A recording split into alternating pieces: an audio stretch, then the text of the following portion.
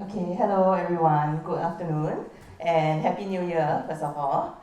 Thank you for attending this AVS organized seminar on problem behavior in dogs, science-based strategies for supporting fearful and frustrated dogs. My name is Brina and I will be your MC for today. I'm happy to introduce our guest speaker, Daniel Shaw, who has flown in from the UK to join us. Daniel has an expertise in psychology, animal behavior, and neuroscience. As the owner of Animal Behavior Kent, he supports dogs and cats with behavioral challenges. He provides expert witness assessments for legal cases under the Dangerous Dogs Act in the UK and has contributed to parliamentary discussions on dog bite reform. With a master's degree in neuroscience, Daniel combines research with practical applications and has been featured on television programs and news channels back home.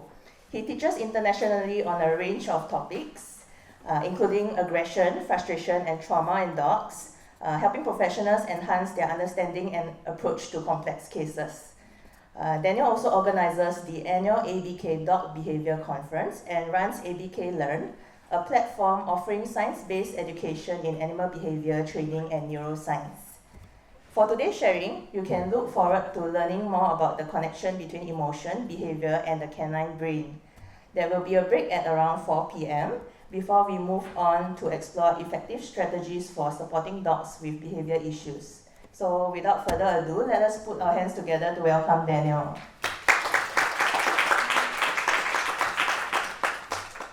Brilliant, thank you.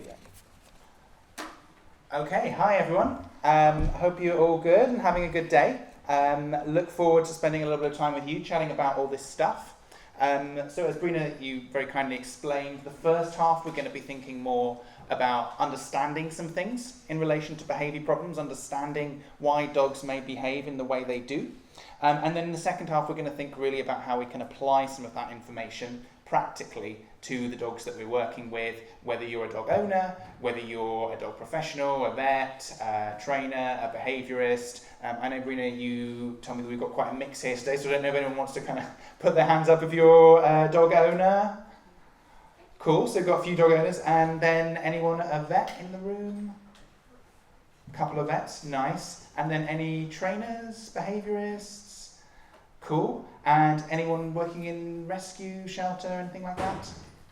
Cool. Okay, so we've got an awesome mix of people. So do feel free as well to kind of, if you have any questions as we go through, I'm happy to sort of answer at the end, and hopefully we're going to have a little bit of time before the end of each section for any questions that you may have as well. Sorry, you've already heard this, so I'm not going to go over this. I've forgotten that I'd given you all the information about me, but if you want to learn more about me, you can Google. So we're going to start off by looking a little bit at emotion. And one of the challenging things when we talk about emotion in dogs and in animals is actually defining emotion, because we talk about emotion a lot ourselves and we talk about how we're feeling. But when we look at some of the science of emotion, definitions are quite varied, and a lot of people have different understandings and ways of describing emotions. So there's quite a lot of debate essentially still. So one thing we know about emotions is they are different to feelings. So emotions we tend to think of as referring to some of those physiological changes that that are happening in our brain and our body, whether that be hormones going through our system, whether that be changes in some neurochemicals within our brains, and more often linked to some of those lower parts of our brains as well. So we often think as kind of some of the lower parts, or sometimes known as subcortical parts of our brain, as being more involved in creating that sense of emotion, that sense of feeling really, or that physiology around being scared. And then feelings are slightly different. Feelings now tend to be thought of as more as how we perceive that feeling, how we understand that sensation of a particular emotion. So for example, you say, I'm feeling scared because I can feel things happening in my body that are different to normal because there is something scary present. So we'll look at a little bit more and get into a bit more detail about that difference between emotions and feelings as we go on today.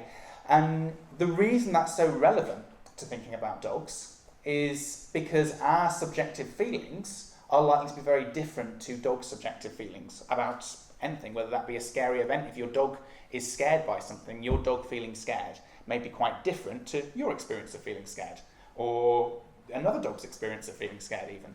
And that's going to be influenced by their upbringing, it's going to be influenced by their genetics, it's going to be influenced by their current environment, their current mood state even, what sort of day they're having. So there's going to be a lot to look into that.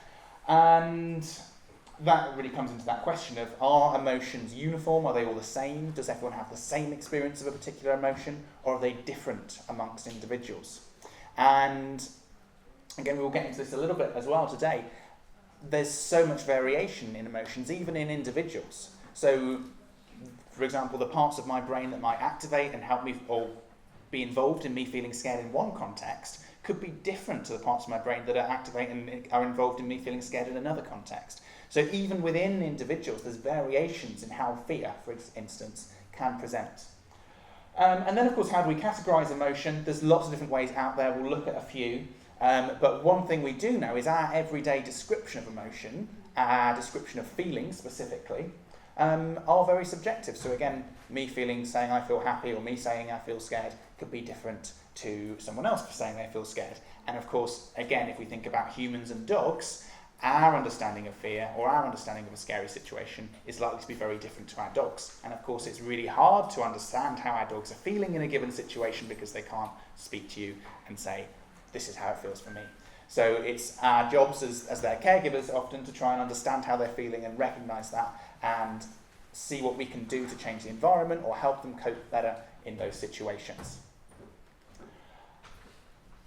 There we go. Okay, so some definitions of emotions for you. I think we've touched on some of these already. So emotions are psychological states that reflect an individual's appraisal of external and internal events. Is quite a famous definition from Solomon, 2008. And again, that comes down to a few things there. In that, firstly, internal events can drive our emotions. So, for example, changes in our physiology because we've just been for a run, right? Even if we've just exercised more, that changes the way that we might process different physiological changes in our body. Another definition that's quite well known is from Brosh and Sander, and they say that emotions are elicited when an individual recognises an event as relevant to their needs, goals, or values. And of course, this comes down to that sort of evolutionary aspect of emotions, right? If we actually start thinking about why do we have emotions, well, one of the big reasons, or if not the big reason that we have emotions, is because they help us recognise things that are important in our environment to either seek out or stay away from, whether that be something that tastes really nice and is really enjoyable and is really fun to do, whether that be being able to be with your family and spend time with your group if you're a dog, if you're with your family group, or your human family if you're a human. But those things are really important because for animals in an evolutionary environment, actually being with your family helps you survive. So we know that those emotions help drive survival, help us stay away from things that are scary, or help our dogs stay away from things that are scary, help them go towards things and seek out things that are going to be useful and contribute to their survival. But of course, one of the challenges in this, right, is we know... Oh, this is cut out, I think. Do you want me to keep going, or do you want me to wait? Is this on? Good to go? Yeah. Okay, is we know... I've spent the last few days in Singapore. For the most part, we're all pretty safe, right? But unfortunately, our dogs don't always know that. So they might see someone walking down the street and think, oh, I don't like the look of this person, and panic. So one of the challenges that we have from that emotional point of view is that evolutionary history for dogs is saying you need to be aware of this person, you need to be on the lookout, you need to be prepared to react, you need to be prepared to fight for your life. And they don't realise, and we can't say to them, don't worry, it's all safe here, there's no dangers to you, when they're in an environment that, from an evolutionary point of view, would look full of dangers, because it would be dangerous to be in a busy, packed environment full of new people or full of new animals that they don't know, they don't recognise. So there's some challenges for dogs, particularly in living in urban environments, to process and handle their emotions in a way that allows them to be happy and succeed. And we see this all over the world. So there's big issues in New York is a really good example. Has anyone been to Manhattan? Yeah, no, a few maybe. So Manhattan, one of the big problems they have is... Oh, we're still not... Okay, we're good. One of the big problems they have there is they've got a lot of high-rise buildings, and a lot of people therefore get small dogs because they think that's going to be easier because there's going to be less exercise needed for the dog, there's going to be more space for the dog comparatively because the dog's a little bit smaller. But the downside of that is that dog is really small and therefore feels really vulnerable in that big space where there's lots of things happening, lots of noise, lots of unusual things essentially in the environment. And that can mean that we might need to put some changes in place to help that dog feel more confident in those circumstances. And then also the final thing is emotions guide our decision making. We are not very rational in our decisions, neither humans or dogs. And one thing we know about us as humans is we often make decisions and then we justify them later. So if you ask someone why they did something, that may not be the reason they did something. It's our brain kind of sometimes retroactively helps us make rational decisions or helps us rationalise why we might have done something. But our decisions are often very, very driven by emotions in ways that we don't even necessarily recognise ourselves. And then tying into this, we can also think about what is a behaviour problem when we're thinking about dogs. So the term behaviour problem is used a lot, but it's also very broad, and people use it to mean a lot of different things. So it's important to kind of think about what actually are we talking about when we think about behaviour problems in dogs. So it generally refers to behaviour that is impacting them. So this is the broadest definition I could think of.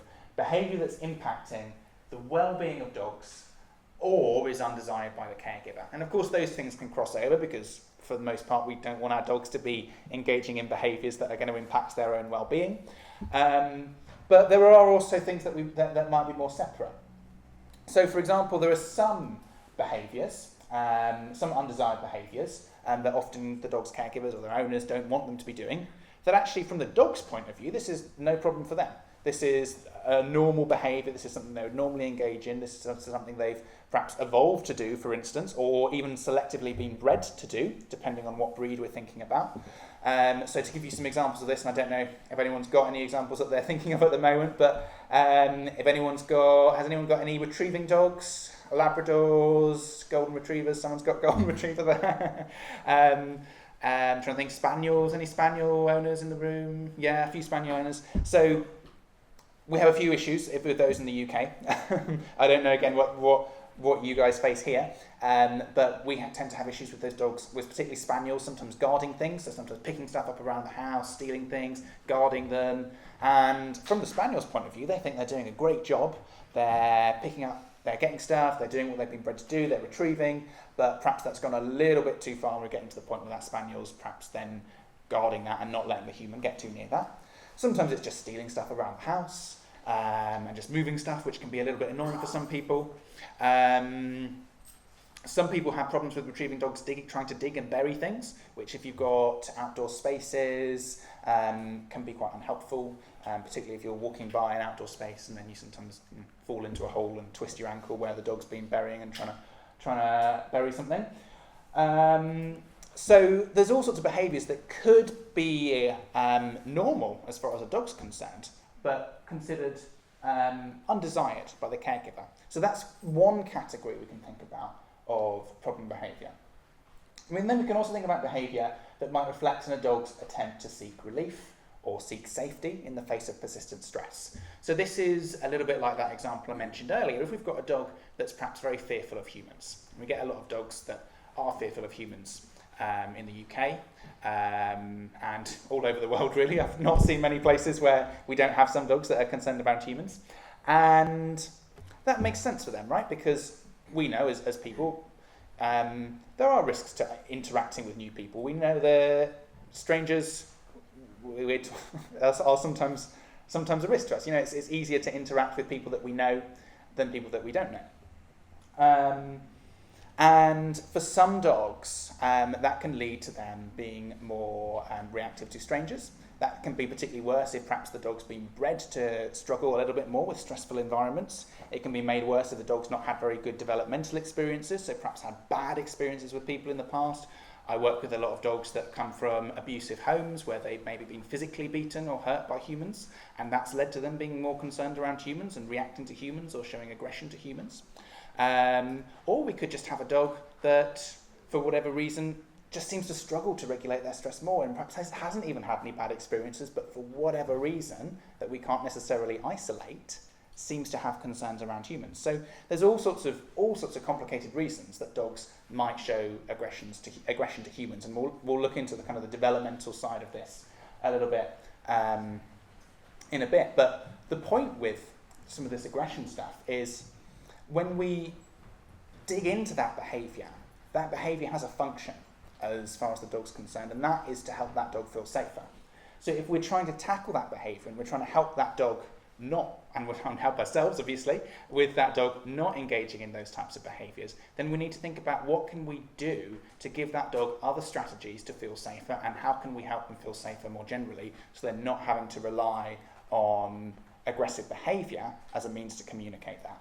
And one issue that we find a lot is that dogs have a history of being punished for engaging in other strategies for helping them feel safer. So, for example, a dog might have used some body language signals to indicate that they're not comfortable in certain situations. Sometimes that might be barking, sometimes that might be growling, sometimes that might be getting a little bit excited even in some situations. Some dogs get very over-aroused when they're concerned by situations because they're trying to sort of appease everyone. It's sort of someone that, I don't know if anyone knows anyone that just sort of talks a lot when they're uncomfortable, but that's probably the dog equivalent of that.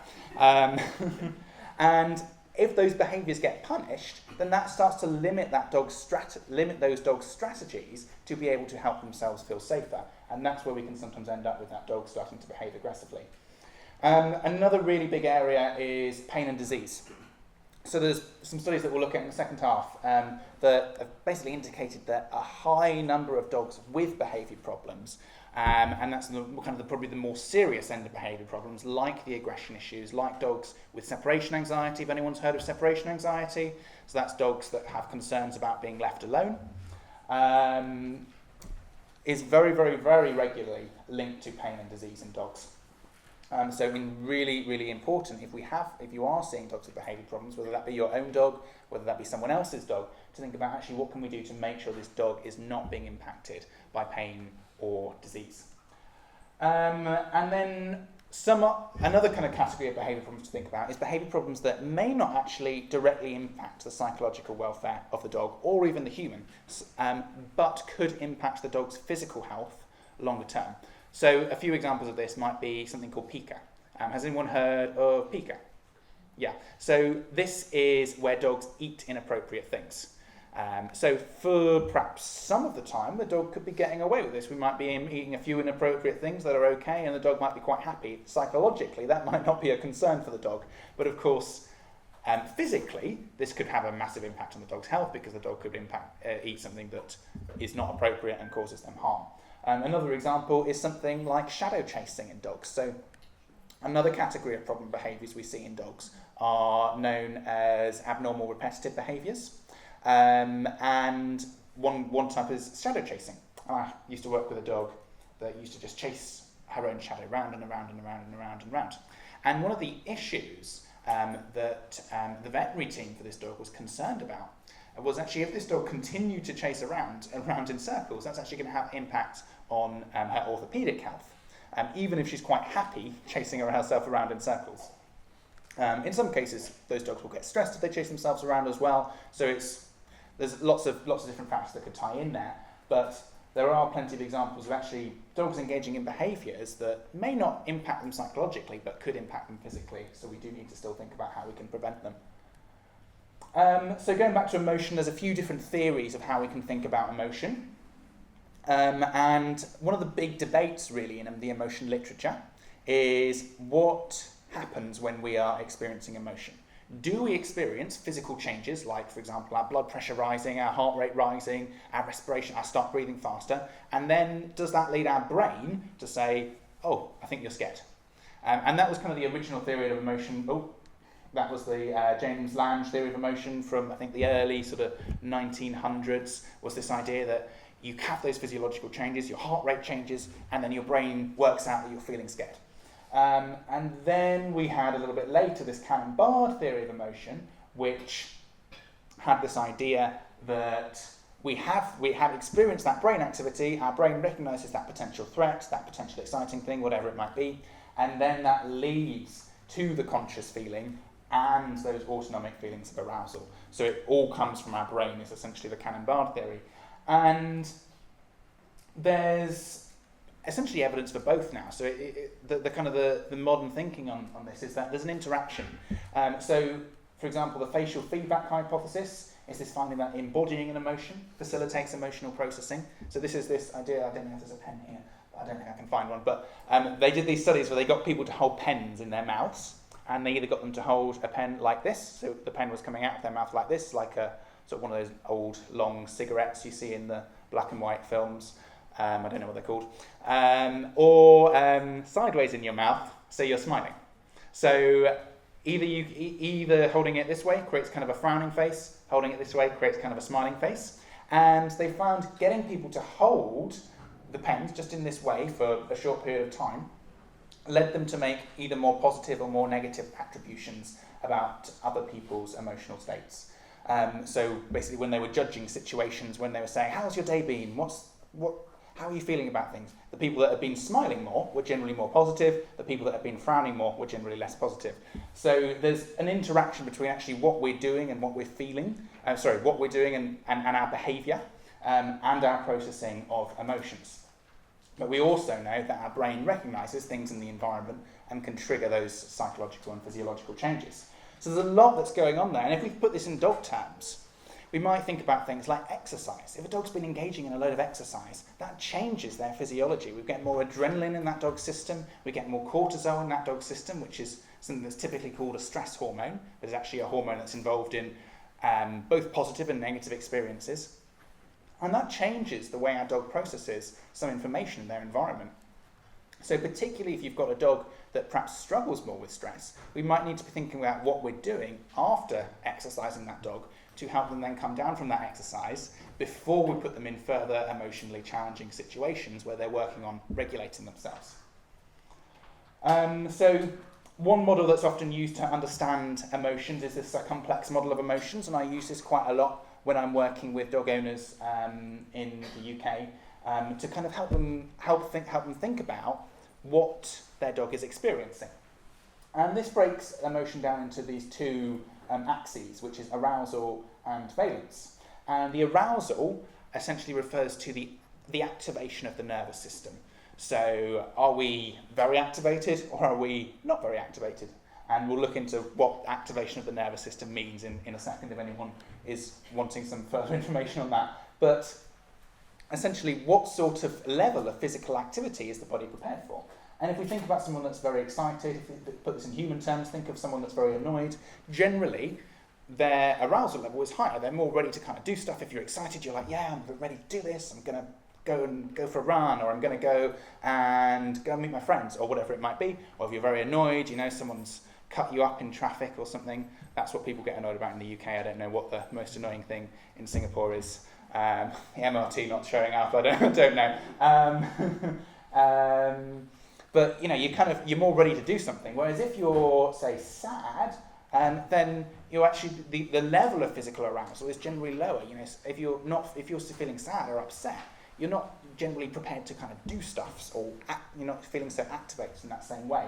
And that's we can kind of track that with our dogs. We can track that level of arousal alongside that affective quality. So actually, what is the subjective experience of that? Is this a positive experience? Is this a negative experience? Because we can very easily tell the difference between ourselves when we're feeling annoyed versus when we're feeling excited. We know the difference. And that's that kind of subjective quality element. So we're dealing with both how we judge that feeling and the arousal associated with that emotion as well.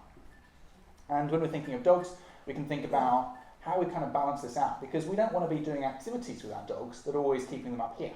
Because if we're keeping them up here the whole time, that's going to be changing their physiology in such a way that they're going to be more likely to react to stuff that's going to make it harder for them to regulate their emotions. But equally, if we're keeping them down here all the time, so we've just got very calm, relaxed dogs that aren't really doing anything, then that's not going to necessarily give them enough of an outlet. They're not going to be able to engage in normal behaviours in the same way. So we want to give them a really good balance between some of these positive or some of these higher arousal and some of these lower arousal, and obviously some of these kind of more mid-arousal emotions. And now ideally, we want to be trying to reduce the incidence of these emotions. I would say all animals, no matter whether we're talking humans, dogs, cats, anything, are going to have some experience of negatively valenced emotions.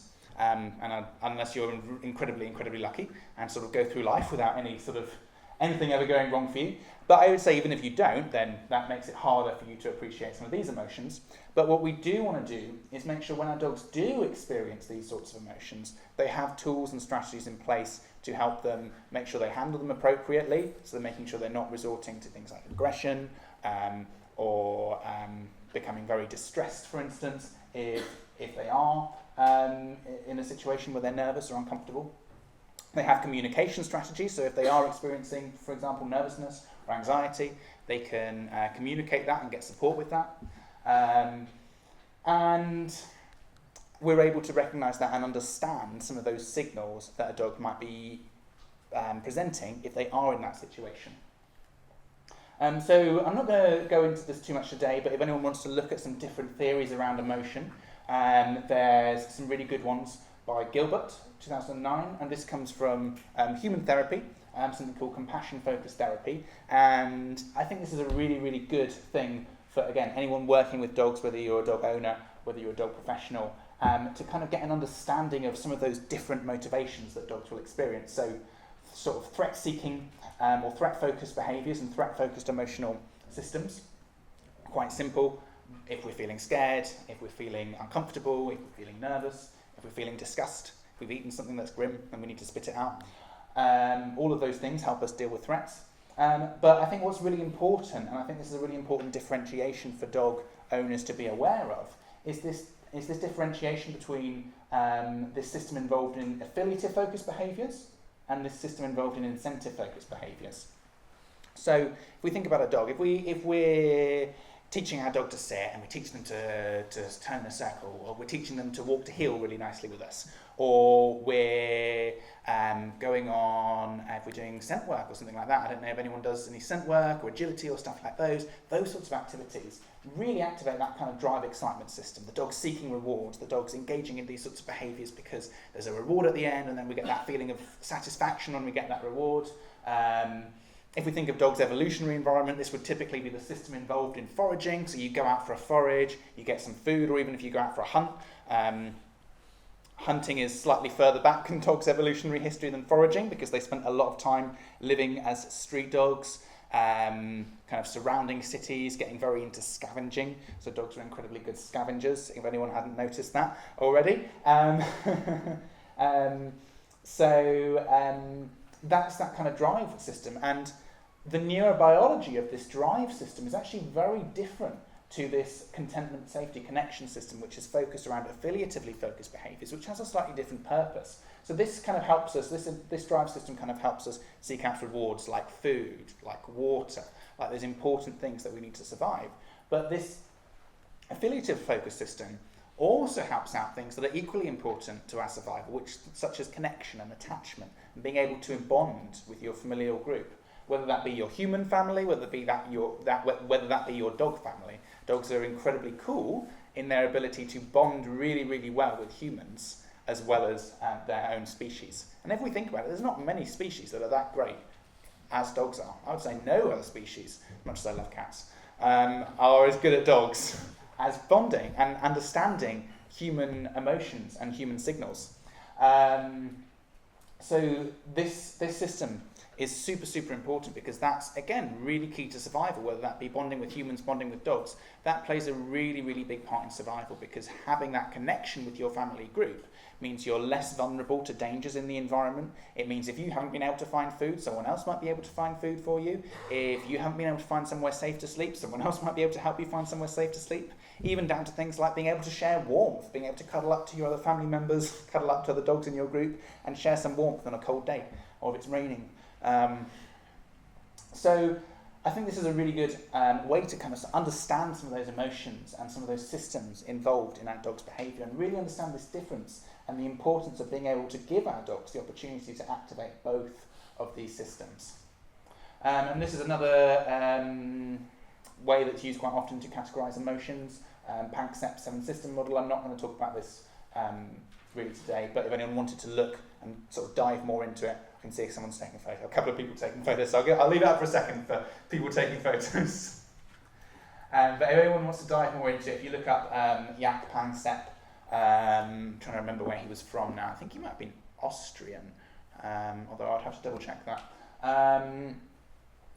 He had an interesting way of kind of categorising these different emotional systems. And then finally, we'll talk a little bit about is Berridge as well, which he really breaks down this blue system. He makes this differentiation between wanting and liking, and I think this is a really important one to be aware of with dogs as well, because there's slightly different neurobiological processes involved in the process of wanting something and enjoying something. So, for example,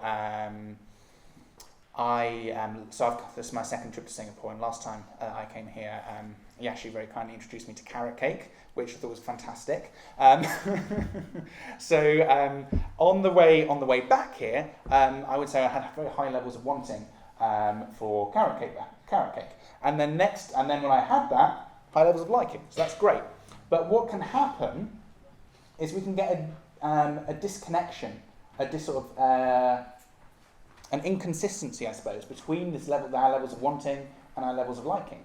And this can be potentially quite problematic for dogs. So a really good example of this is dogs that play with balls.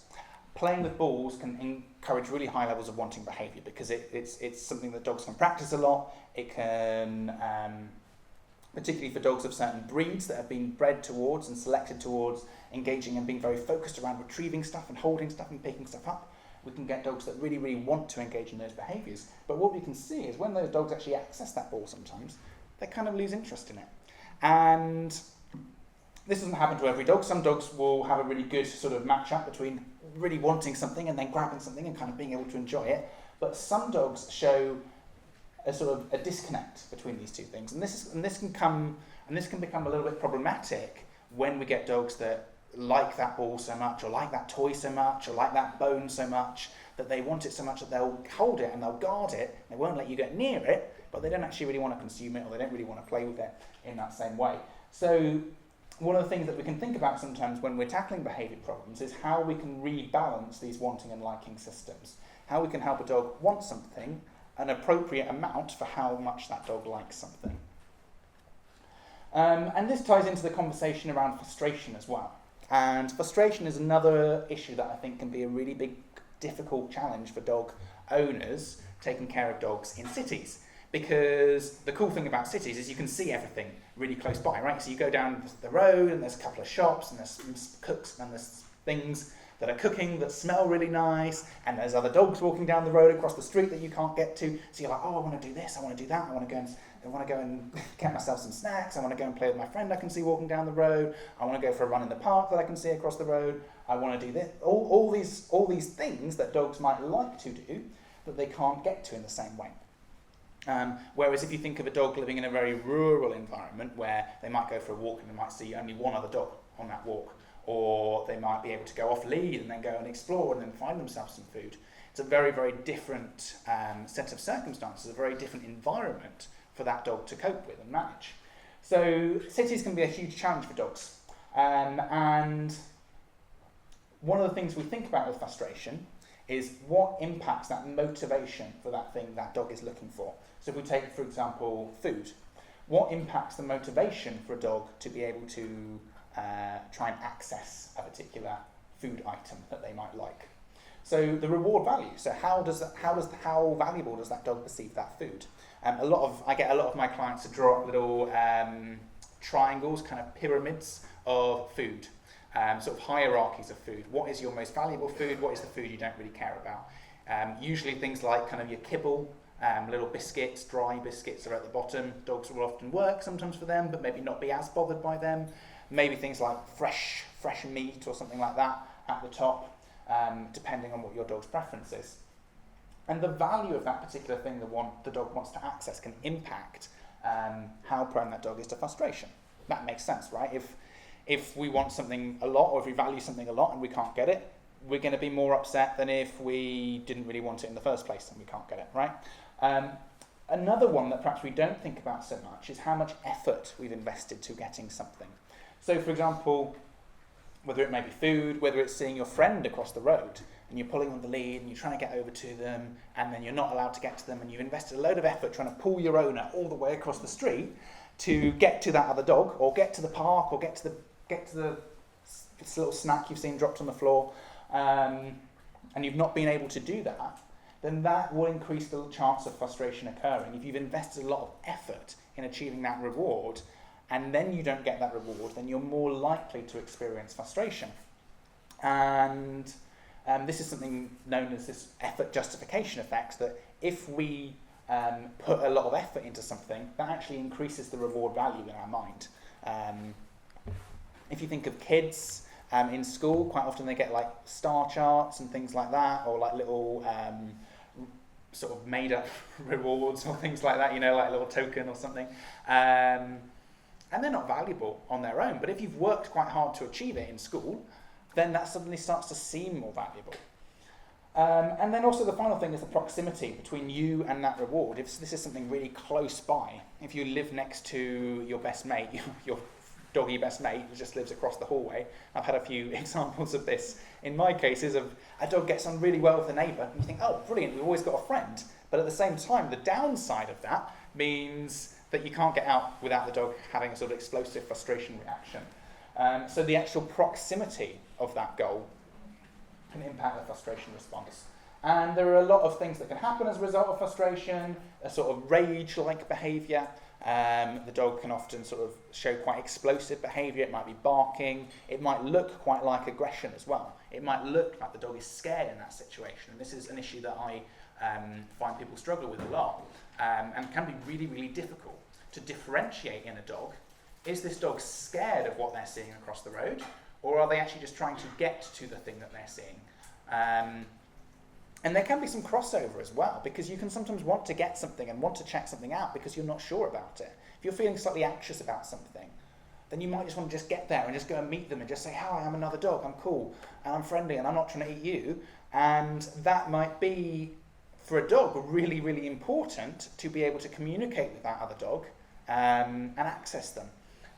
And that might cause a frustration response if they can't, because they're actually slightly nervous. So frustration and anxiety can really come hand in hand as well. And just for anyone that's interested in kind of the brain side of it, when we see a frustration response, we have activation of regions involved in threat processing. So we know that actually our brains process something that is frustrating, much like our brains process something is a threat. And if you think about that, that makes sense, right? Because actually, if we go back to here, all these three things are important to survival. If there's something dangerous, we want to respond to it. But actually, if we can't access these things, that could potentially be a threat for us as well. Our brains also respond like it's a punishment response. So our brains try and learn how to avoid that frustration in the future. Our brains don't enjoy feeling frustrated, so they try and respond and change strategies to help avoid itself experiencing that frustration in the future. And that's where it can be really challenging for dog owners, right? Because your dog starts off by pulling on the lead, and then they start barking, and then they start biting on the lead, and then biting on the lead can sometimes be annoying because sometimes they can catch your fingers, which can really hurt. And we can see the strategies changing as a result of that frustration response. And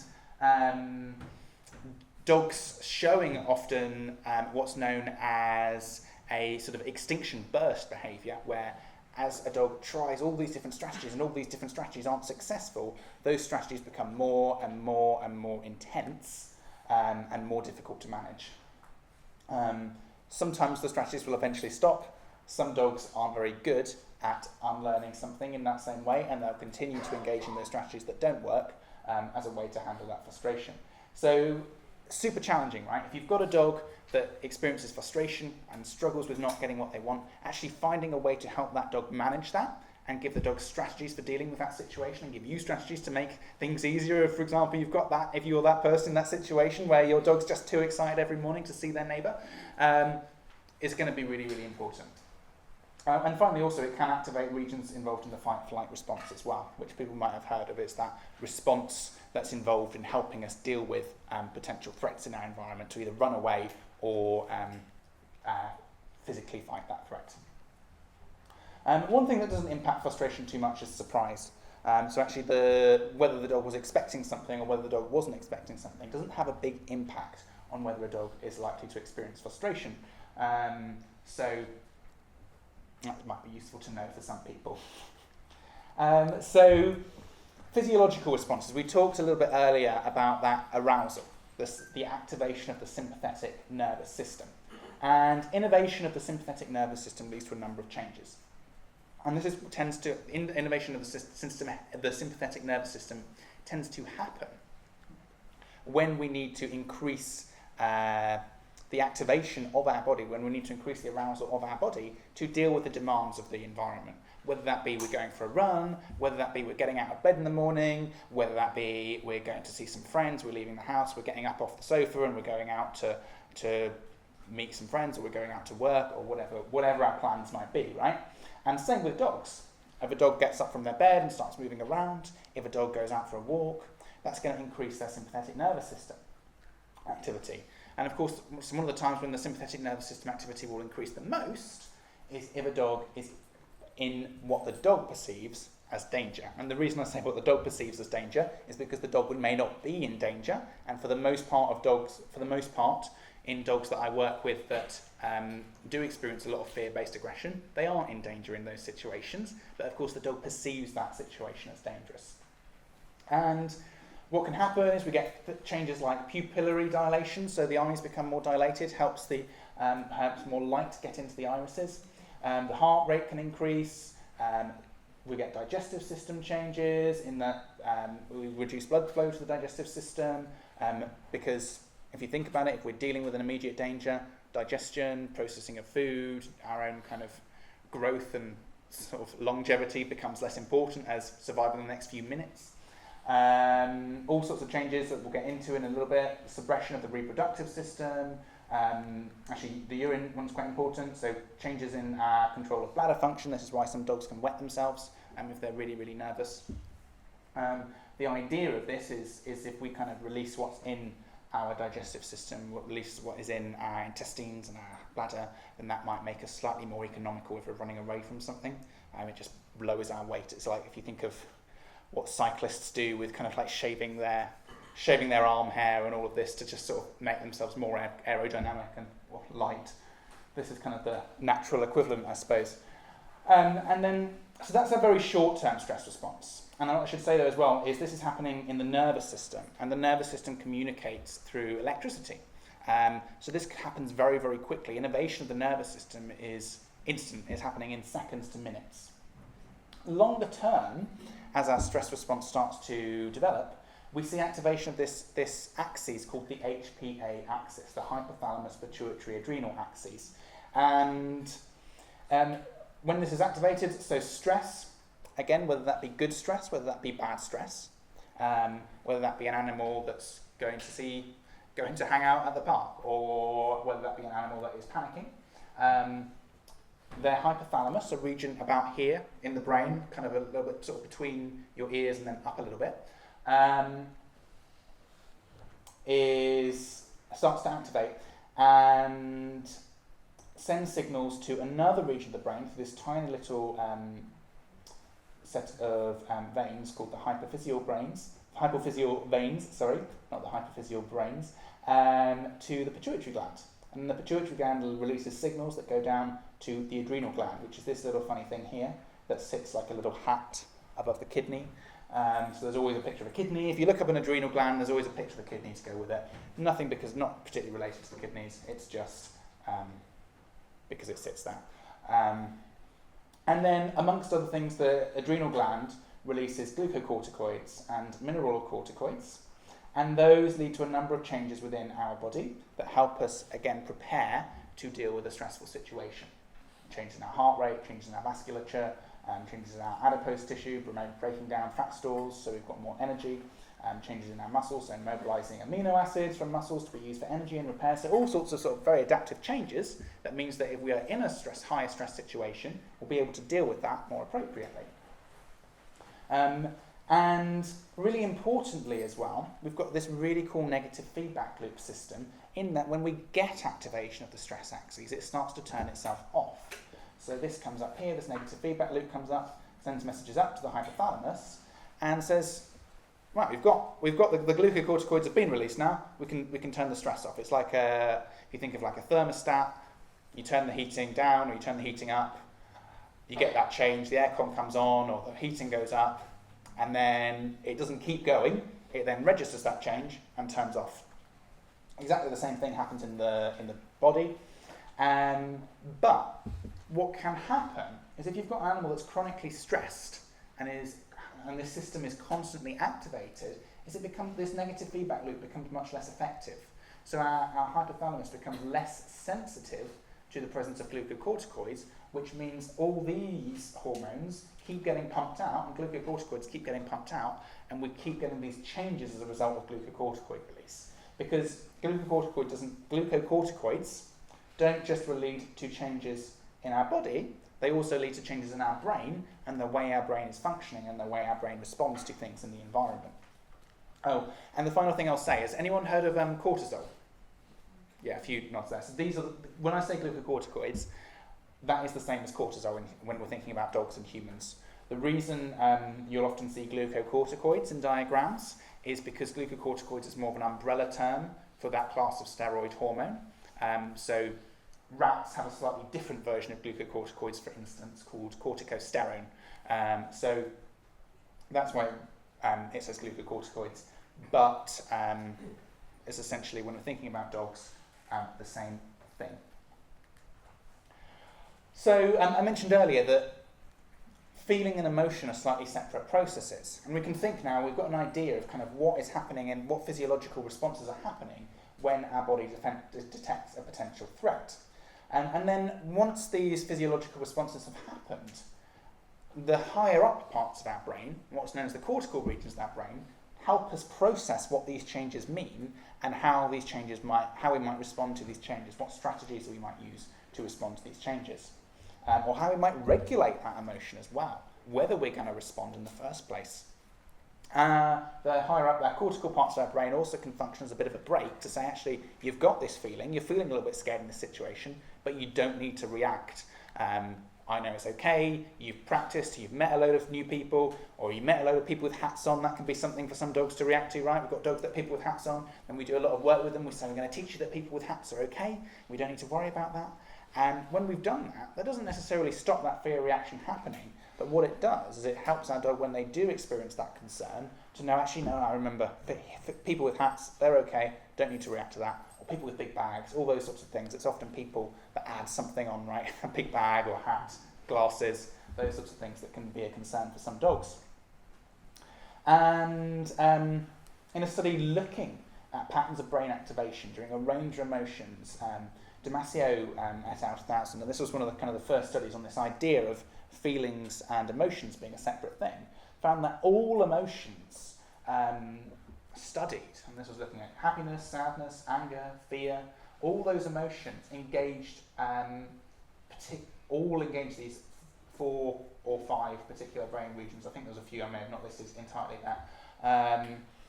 But the key ones being things like the insular cortex, the somatosensory cortex, the cingulate cortex. The insular cortex in particular plays a really, really big role in helping us actually understand what that emotion is that we're experiencing. And actually we know, if we as humans, if we sit there and we focus on our emotions, that increases our perception of those emotions. Perceiving an emotion is very much like perceiving that you're hungry, perceiving that you're hot, perceiving that you're happy, all kind of run off similar systems.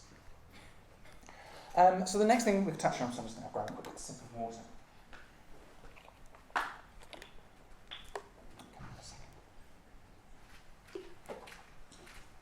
So the next thing we'll touch on is thinking about memory. So thinking about how do dogs remember things? Because this is really important to understand when we're thinking about how dogs perceive the world and how they learn to respond to different things and different stimuli. And by stimuli I just mean different stuff happening in their environment. So we can think about long-term memory. What is our dog's perception of long-term memory? We've all got our kind of own ideas of long-term memory, what we remember about the world. Generally, when we think about memory, we think about explicit memory, which we break down into semantic and episodic memory. So what I mean by explicit memory is memories that we can describe. And that's why it's sometimes called declarative memory as well. So for example, if I were to ask anyone here what they did yesterday, hopefully they would have a bit of a memory of what they did yesterday. Unless you've had a really boring day yesterday and completely forgotten. And that's that idea of episodic memory, being able to remember events and particular events and episodes throughout our life.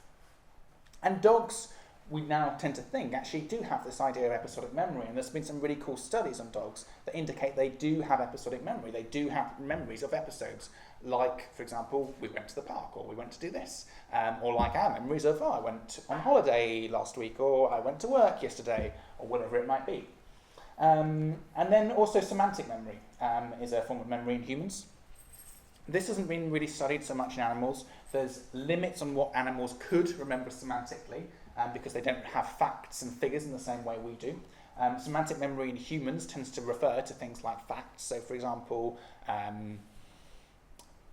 the shop is just down the road, like the location of that, for instance, or what the capital of France is, or who the current president is, or and I'm can't think of facts suddenly, but any particular facts about things. So obviously dogs aren't going to necessarily remember what the capital city is of a particular country, but what they might remember is this is the direction, or this is if we go in this direction, we go to this particular place. So there's not really much data on what dogs' experience of semantic memory is, so we can't really comment on it too much. And then also, really importantly, we can think of non-declarative memory or implicit memory. And again, this is a form of memory that we don't think, or I suppose don't even talk about so much in our day-to-day life, but is super, super important to us in the way we behave. So for example, procedural learning is a form of implicit memory. So can anyone here walk? Yeah? So that's a form of procedural memory, learning to walk, learning to move, learning to drive, learning to ride a bike, learning to play the piano. All those sorts of things. You couldn't necessarily explain or write down how to play the piano, or how to drive, or how to walk, or how to write, or how to eat. But you know how to do it. And that's because practicing and rehearsing particular behaviours allows our brain to develop these skills and remember these skills. There's also non-associative learning, and we can look here at things like sensitization and habituation. And essentially that means learning that something is something I should react to, or something is something I shouldn't react to. So for example, right now you're all sitting down, you're probably, hopefully, not thinking about the feeling of like the chair on your back, right? Because our brain has to learn to filter things that are not relevant to our current circumstances and our current goals. Right now, again, hopefully, you're not, if thinking about the chair isn't relevant to your current goals. If our brain didn't have that skill to be able to learn to not react to something, to habituate to something, it would be really difficult to get anything done, because you'd just be thinking about all of these different things in our environment that we need to process at a given time. You're not thinking about the kind of the feeling of your feet on the floor. You're not thinking about maybe sounds you can hear in the background. If, for example, there's a thunderstorm going, some dogs, for example, react to thunderstorms. Some dogs have the opposite response, where they sensitize to thunderstorms and they hear something for the first time, and then they start to react to it more. Some people and some dogs are able to just habituate to that. And there can be a thunderstorm blazing or thundering in the background, and they don't really notice it. They're not really aware of it in that same way because they've habituated to it. So that's a form of non-associative learning, super relevant to dogs, super relevant to humans. Priming isn't not going to touch on so much today, but things that's for example like your pen study. For example, if you put a pen in your mouth and smile, then you're more likely to judge things as positive. And then associative learning as well. So that is, there's two forms broadly of associative learning. There's classical and instrumental learning, and that's essentially when animals learn two things co-occur together.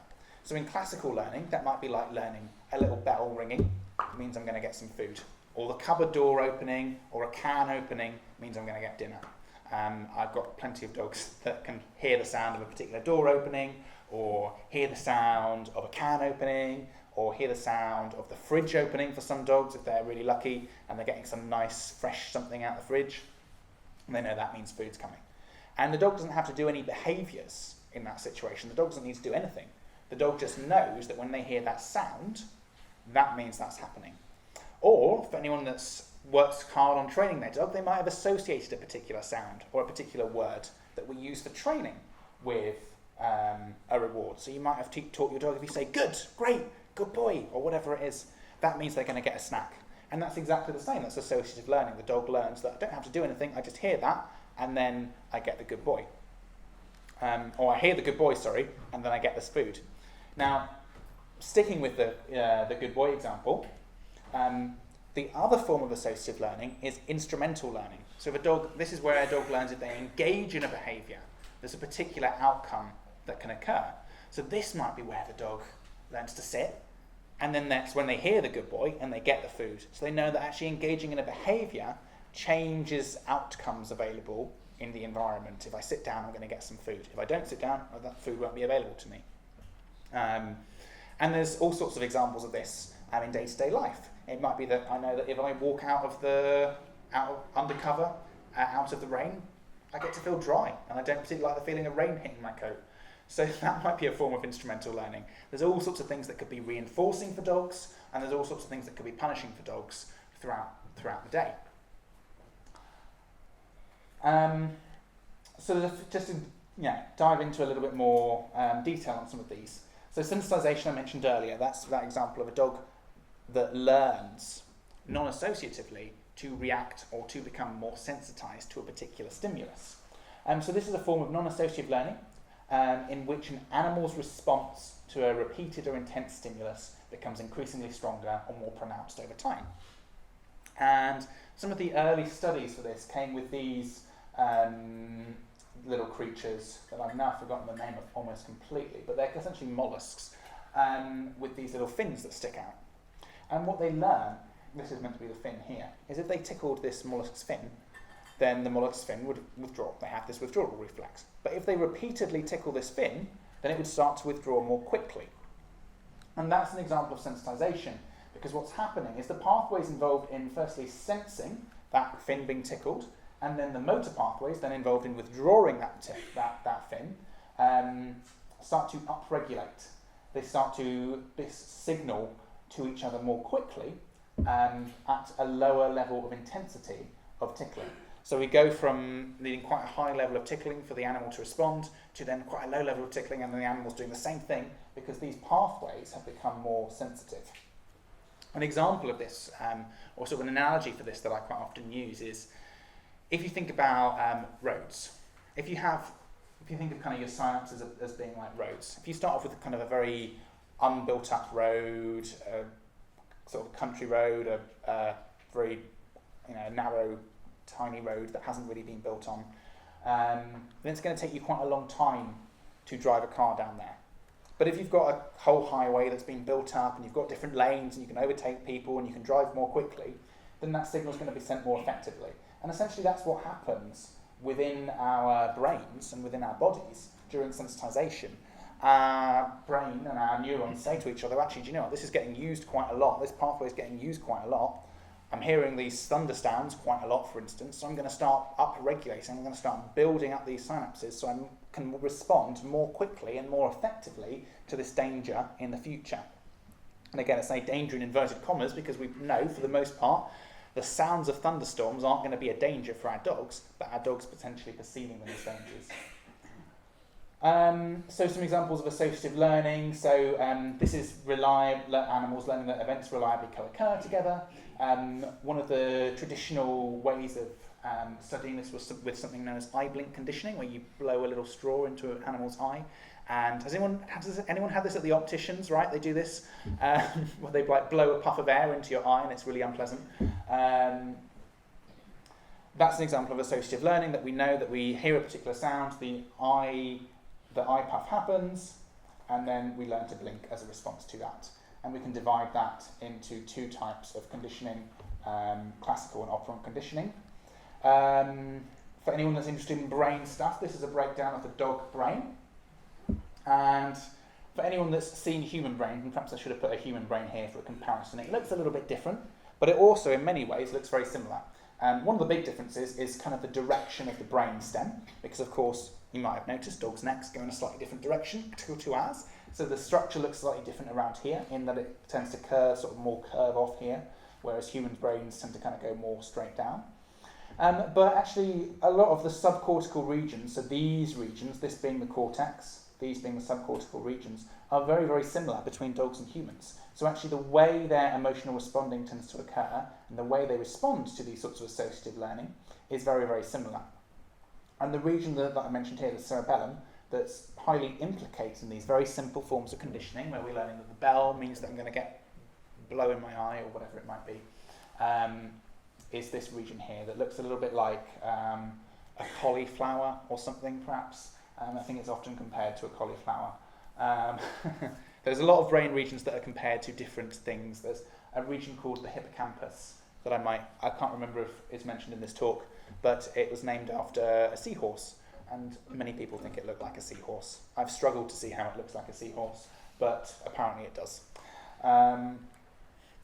So during associative learning, there's a key system in our brain, or a key neurochemical in our brain, that plays a really, really big role in facilitating us in making those associations, whether we're talking about instrumental learning or whether we're talking about classical learning. And that is a neurochemical called dopamine. And has anyone heard of dopamine? Yeah? Okay, so a few people nodding. Okay, so dopamine, particularly in the media, has been very much portrayed as this chemical of happiness, right? This you feel good chemical, you get a hit of dopamine and you're feeling great. And this is typically what people understood dopamine to be. But more recently, people have started to understand actually dopamine isn't so much about feeling good, it's about learning what feels good and learning how to access those things that feel good. And what's really interesting is dopamine function changes depending on whether something is, an association is being formed or an association has already been learnt. So if you start off by focusing on this diagram, if you think of this little squiggle as being your dopamine levels, and I apologise, I've sort of copied this very roughly, so this is a sort of a rough representation of kind of how dopamine function and dopamine signalling changes before, during and after learning. If you can imagine this sort of little time, this little line being your time, this black line, and then this being your presentation of a stimulus and then a reward. So something like perhaps a bell ringing and then the dog getting some food. Bell ringing, so the red line being when the bell rings, and then when the red line goes away, the dog gets that reward. Does that kind of make a little bit of sense? That's kind of what we're trying to capture in this diagram. So what dopamine does, we've got a dog that's never heard a bell ring before, or never learned that a bell ring means anything before, perhaps, because probably most dogs have heard a bell ring before. A dog's walking around, here's the bell, doesn't mean anything, not going to do anything, and then gets a reward. I'm thinking, okay, I don't know where this food came from. So we get an increase in dopamine firing. Say, oh, that was great, we need to take note of that. And what that does, that increase of dopamine firing, is it causes the dog to take note of what just happened. It causes kind of the brain to say, oh my gosh, what just happened that meant I just got this really good reward. And then things start to change a little bit in the brain, because during acquisition, so as the dogs, as we're at that point, anyone that's trained a dog to know something, we get this point where the dog's starting, we can see the dog starting to figure out, I need to do something, I'm not quite sure what I need to do I need to sit, do I put my bum down here, or should I put my paw up at you maybe? And we see the dog kind of looking confused, trying to figure out what to do, right? And we can kind of isolate what's happening, we can think about what's happening in the brain during this point, right? Because what starts happening is dopamine starts signaling at the beginning. We get a dopamine increase at the beginning when that signal is first presented. So we say, perhaps we're saying sit, right? So we hear the word sit, and our dopamine signaling starts to increase a little bit to say, okay, I think we need to do something here. We need to sit maybe? Do I need to put my paw up? No, I need to sit. Okay. And then the dog gets that reward. So we engage in that behaviour, we've got that reward, and then we get another dopamine spike, a little bit like before, right? So things have changed a little bit. So our dopamine signaling is helping us recognise that there's the opportunity to get a reward, or the potential of a reward coming, and it's helping us recognise that, yeah, that's what got us the reward, or that's when the reward happened. And then things start to change even more. Once our dog's learnt something, whether that be, again, whether it be a bell ringing means we get some food, whether it be actually doing a behaviour means we get some food, what happens is our increase in dopamine then starts to occur as that stimulus is presented, as that signal is presented, as that bell is rung, right? The increase in dopamine happens as the bell is rung, and we don't really get the same increase after the ringing of, after we get that reward. So it becomes, once we've learned something, our dopamine function becomes much more about signalling to the animal when there is that opportunity for a potential reward in the environment, and creating that behavioural activation to help them access that reward, whether it be hearing the bell rings and knowing I need to start salivating and start preparing to eat some food and start getting my stomach ready, or whether it might be I need to engage in a particular behaviour, I need to sit down, or I need to roll over. But we can also think about this in the context of a dog that's fearful, because it might be that a particular dog has learned that when I see this particular person, and I've kept this quite a lot, right? So dogs, and I don't know if anyone's had this with their dog or dogs that they worked with, a dog that takes a particular dislike to a particular person or a particular dislike to a particular thing. We may even not know why. It may be that this person's done nothing wrong, but the dog's decided that this person is risky. And we can think about what the dopamine system's doing, because it's involved in reinforcement learning. But of course there's reinforcement in behaviours that make that person go away. So it might be that we see this person, and this person's functions as kind of your signal, and we get this activation increase in dopamine signaling that's saying you better bark at them so you help yourself get rid of them and so you help yourself feel safer, or you better run away from them, or whatever, however we might respond. And then we engage in that behaviour, and that helps the dog achieve the reinforcer that they're looking for of feeling more safe in that situation. And that's not to say, just as a caveat to that, that therefore, because dogs are getting reinforced for making scary things go away, we must make them get closer to scary things, because of course we know that if we do that, we're likely to get more sensitization. So it's a tricky situation, right? Because if we make them go and face the scary thing, if we do what's called flooding, we say you've got to go up to the scary thing, you've got to face it, you've got to stick it out, then you're likely to get more reaction. We're likely to get more sensitization. But if we put them in situations where they are reinforced for strategies that are maybe not so good, like showing aggression or like running away, to deal with that scary thing, that's likely to also reinforce that behaviour as well. So we need to think carefully about how we manage dogs in those situations, so we're not getting an increase in that behaviour, we're not getting an increase in that dog feeling uncomfortable in those situations, and we're getting good solutions in place to help that dog's well-being, but also help that dog's owner be able to take care of them and feel comfortable, I think, as well, looking after their dogs, because I see a lot of people that get really anxious that they've got a dog that that's likely to react to a particular person, that's really fearful of particular things in their environment, whether that be people, whether it be other dogs. So just this is the same thing again, essentially, just presented in a slightly different way. Before learning, we get a dopamine rise here when the food arrives. After learning, we get the dopamine rise here when the bell rings. So that's another way to sort of look at it. And we can also think about what happens when there's an error. So what's known as a prediction error. So if you think of once a dog's learned something, we know that we engage in a behaviour, we bark at this person, we get the expected reward, that person goes away, and there's really not much new learning. But if we get what's known as a prediction error, that engaging in that behaviour, reward exceeds expectations, we might have that association strengthened. So we bark at that person and then they run away really quickly, then we might be more likely to do that in future. If we bark at that person, that reward is below expectations, we might get what's known as extinction of that behaviour. But the downside is that's where we also likely to get strategy switching. So maybe we go from barking to biting or lunging or something else that's more concerning. So again, just because we are reducing the chance of that behaviour occurring because there's a prediction error in that what the dog has predicted will happen when they engage in that behaviour is different to their expectations. They barked, they've not gone away, thinking, what do I do? Okay, maybe we're going to try lunging, maybe we're going to try biting. And dopamine is mediating a lot of this type of learning. So in this case, we don't really get to,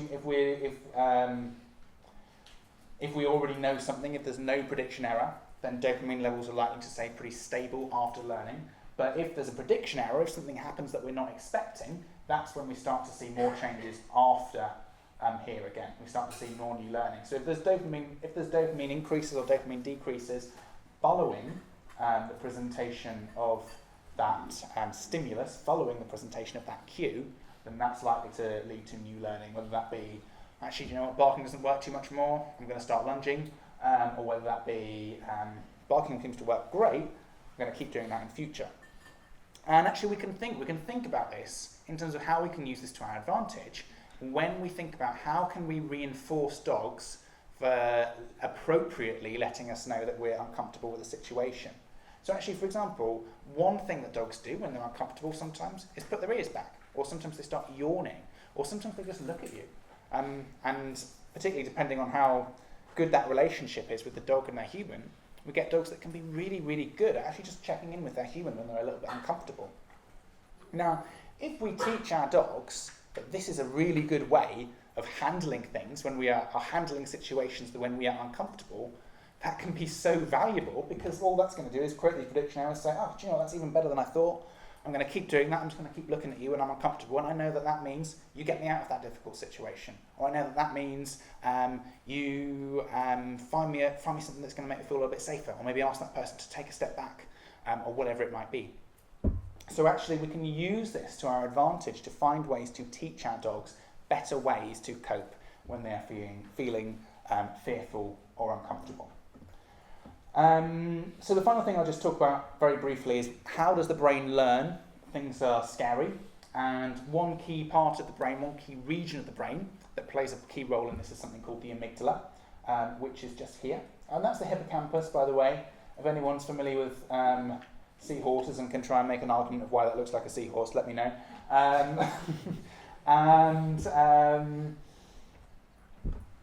So the amygdala is about here, and it sits on the end of the hippocampus, and it plays a really key role in helping us learn about what might be scary, as well as helping us learn about what might be great as well. So it can, I think of it as something a little bit like a bit of a fire alarm in the brain, in the sense that this is something scary coming along, and I'm going to tell the brain I need to react to this. I'm going to send signals to things like the hypothalamus, so I can activate all those stress axes we talked about earlier. Or it could be like a reverse fire alarm, the opposite of a fire alarm, something that detects good activities coming up, just detects positive things coming up that mean, oh great, this is going to be really fun.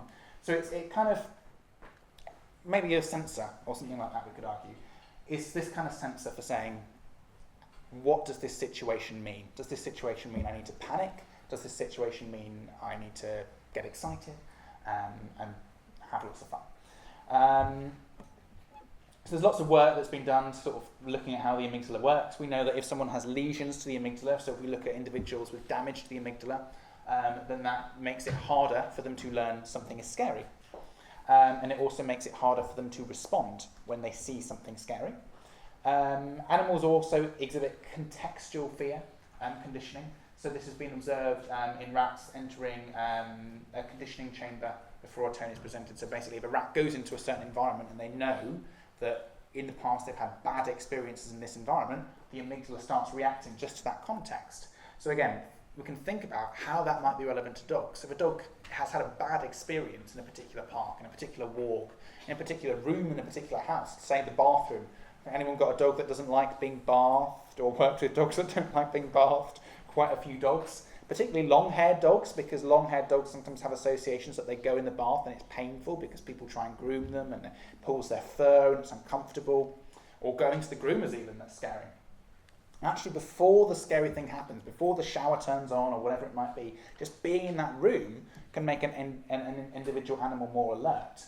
And interestingly, we also know that if an animal gets an increase in their HPA axis function, so whether that be because the animal's just been scared, or whether that be because the animal's just gone had a run around in the park, that increases the reactivity of the amygdala. So we can actually, if you think of that, the amygdala like being your sensor, like being your fire alarm, I don't know if you can do this with fire alarms. I'm just going to say you can. I don't know if that's true. But you can change the sensitivity of that sensor. You can make it more sensitive, you can make it less sensitive. You think of like a burglar alarm, I suppose. You know, it's changing your burglar alarm off to something that goes off when there's a human crashing about the house to like a spider moving. You go from a very, very, or a slightly less sensitive burglar alarm, for instance, to a slightly more sensitive burglar alarm.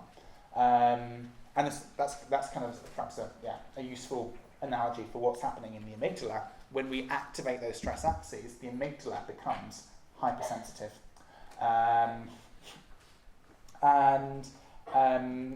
We know that, the amygdala, final thing here, fMRI data, so this is data that looks at how the patterns of how particular parts of the brain activate.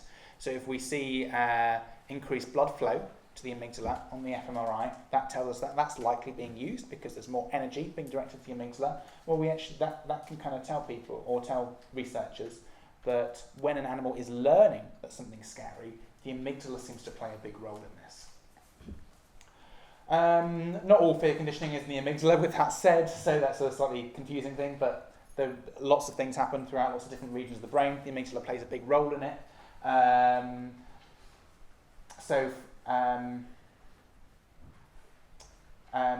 Damage to the amygdala is associated with stimulus reward learning, but we also know that stimulus reward learning also is involved in the cerebellum and is also involved in other regions of the brain.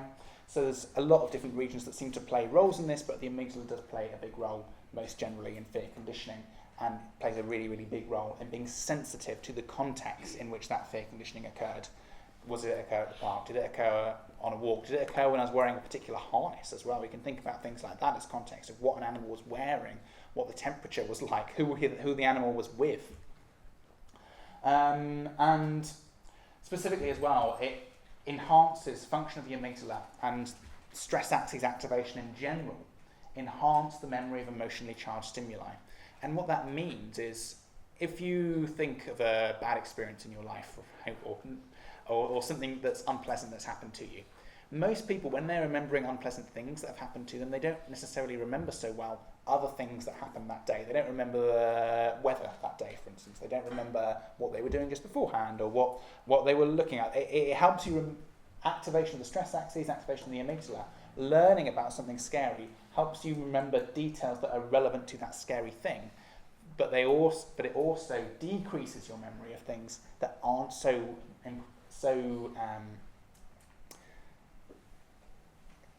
relevant, I suppose, trying to think of the right word, aren't so relevant to that scary thing. So it changes a little bit what you remember. It upregulates the memory of certain things, but it also downregulates the memory of certain things. And final thing we'll say on the amygdala is it has a very interesting pathway, or the way sensory information goes to the amygdala takes a very interesting route, in that it goes very directly to the amygdala in such a way that it circumvents other regions that are involved in sensory processing in the brain. So what does that all mean? That sounds quite technical, but when we are processing sensory information, so when I, for example, my eyes are taking in visual information from the environment, that information goes to a region in my brain called the thalamus. And then it goes to a region of my brain at the back of my brain called the sensory cortex, or specifically if we're talking about visual information, the visual cortex. And that helps me decode all that information, which is essentially sort of lights and colours that have been detected by my eyes, to say, oh, actually that is Ian sitting over there, or that is my friend, the dog, or my doggy friend that I like hanging out with, or whatever it might be for your dog, for your individual dog. But what also happens is when that information goes to the thalamus, as well as being sent to the sensory cortex, it is sent directly to the amygdala, which functions a little bit like a less precise version of your visual, auditory, whatever sort of sensory cortex we might be talking about. So, for example, where this can be an issue is if I'm going for a walk in the jungle and I see a stick in front of me and it maybe is looking a little bit suspicious, and I'm like, oh, react to it because I think I'm about to step on a snake, right? And then I look at it again, I can see now I've just been ridiculous, that's a twig.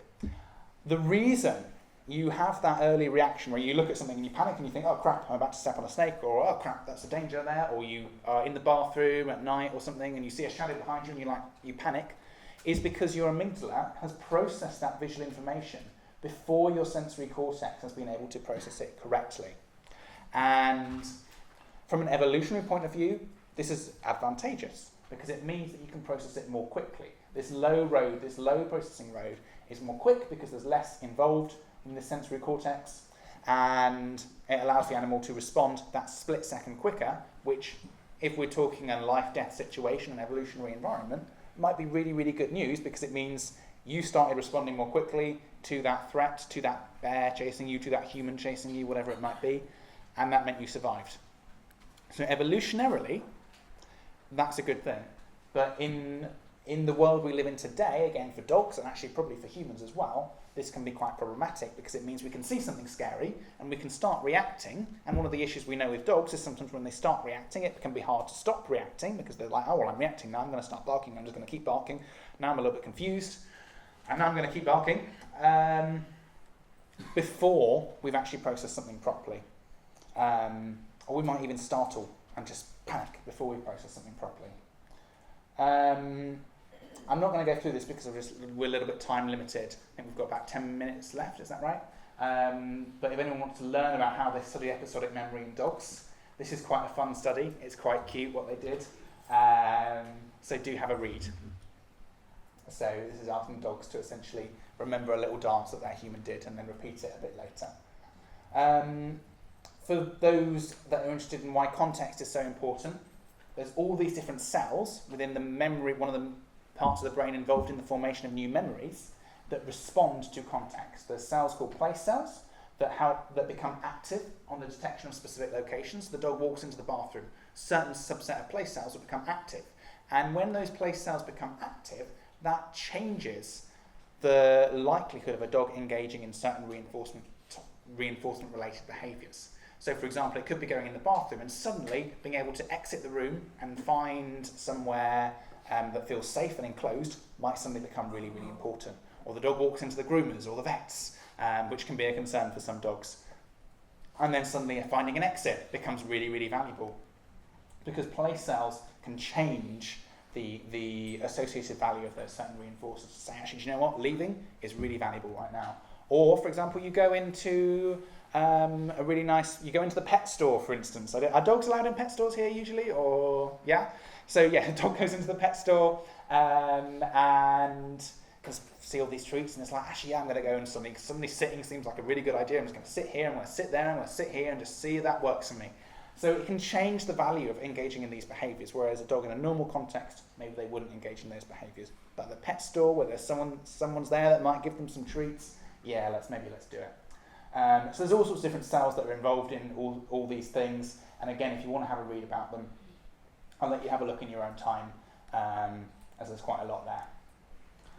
And then two more things on the on the amygdala. Sorry, as we know, the amygdala is very sensitive to the imminence of a particular threat. So how close is that threat seeming? Is that threat something that's going to happen in the future? Is that threat something that's going to happen in a couple of seconds? Thunder is a really good example of this because there are changes in air pressure and changes in light and temperature that might occur before a storm happens. So the dog starts to see a threat becoming more and more and more and more imminent, and then that amygdala will start to activate more and more and more and become more and more sensitive to that particular threat. And we also know that proximity is a big aspect. And again, this is pretty sort of what's the word I'm thinking for? Kind of obvious, I suppose, in a way, right? We know that if there's something that's really scary and it's here, it's more scary than if it's over there, right? If there's a spider, I'm not too great with spiders, right? So if there's a spider over there, I'm like, no, it's okay. If there's a spider here, then suddenly that's feeling a lot more threatening to me. And that's, of course, the same with dogs. If you think of this little puppy that's looking a little bit nervous, this human that's slightly closer might be more concerning than this dog that's slightly further away, just because they're closer. And we know that, again, that's mediated by the amygdala, which is very sensitive to the context of actually how close is that threat, and that makes a difference to intensity. And again, this seems a little bit obvious perhaps, But this is really important when we're thinking about working with dogs with behaviour issues, working with dogs that are fearful. Actually managing the intensity of that threat can be really, really valuable as part of our behaviour modification process. Starting off with very low intensity because that threat is further away, and there's other things that we can do to decrease the intensity that we'll look at in the second half. But starting off with a lower intensity can be really valuable for actually helping that dog start to change their behaviour and change their response to that threat while reducing the amount of amygdala activation. So I'm not going to talk too much about working memory today because I think we're a little bit time limited, but if anyone's interested in what working memory does, it's often described as a little bit like the desktop of the brain. I'll go back one for anyone wanting to take pictures and then I'll switch over in a second.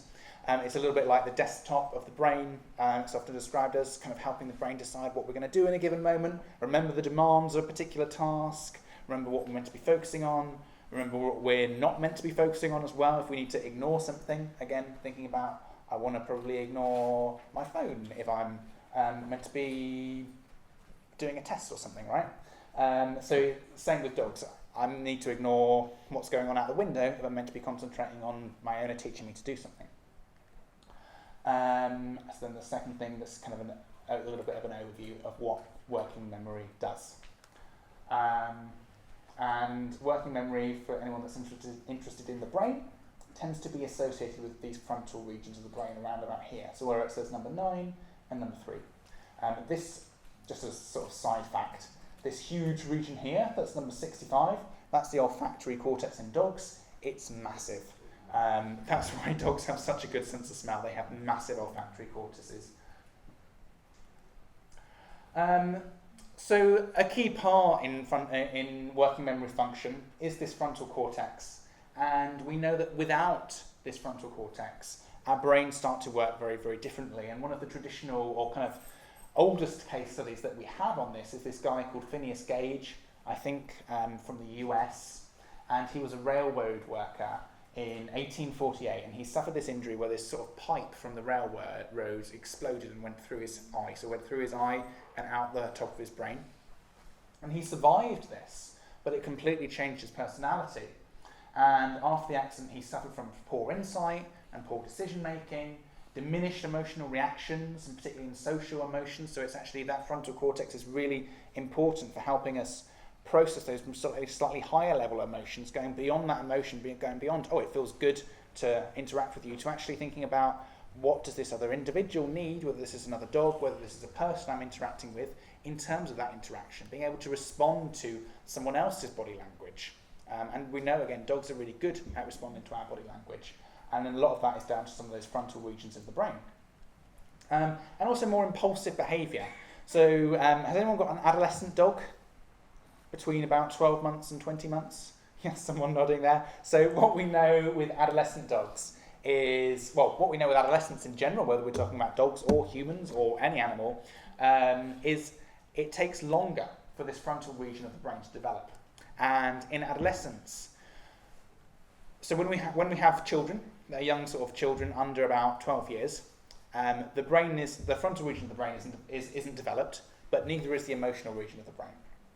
Whereas when we hit that adolescent stage, the emotional regions of the brain become fully developed, and the frontal regions of the brain aren't fully developed, which means we get this sort of disconnect between our emotional region of the brain being like, yeah, do this, yeah, ignore your parents, they're annoying, I should just go and run around, go and take all these risks, I'm just going to go and hang out with all my friends. And we haven't got the frontal part of the regions of our brain really in place to be able to help us control ourselves and make those right decisions and prioritise those long-term goals as well, because it's thinking long-term, right? It's thinking, actually, if I run over there, yeah, that might be fun for the moment, but actually I might put myself at risk, I could get harmed, and this is a sort of a key part of adolescence. So adolescent dogs particularly are vulnerable because they are more prone to this impulsive behaviour, because they are more prone to poor insight, poor future planning. They're more vulnerable to actually causing themselves issues longer term, because they could run up to this strange person that might not like dogs and just panic and maybe kick the dog or run away or do something weird, and then that can cause the dog to be more concerned about people in the future. So I think safeguarding adolescence and managing that adolescentness of the adolescents, so they're not making those mistakes, they're not giving themselves issues in the future, they're not teaching themselves that actually humans are really scary, is super, super important. So this is just stuff for if we had extra time, but I think we are actually about out of time for the first half, am I right in saying? So, I know if you, are we sending out the slides as well? We can look at it. Yeah, if you want to send out the slides, I mean, I'll scroll through them for those wanting pictures now, but I think they're going to be sent out as well. These are some of the things that we can think about when we're thinking about development and all the influences on how dogs behave in the future. And these are some of the changes that we see in adolescent brains and some of the different brain regions that might function a little bit differently as a result of adolescence. So grab a photo if you want, but I think there's also slides that should be with you shortly.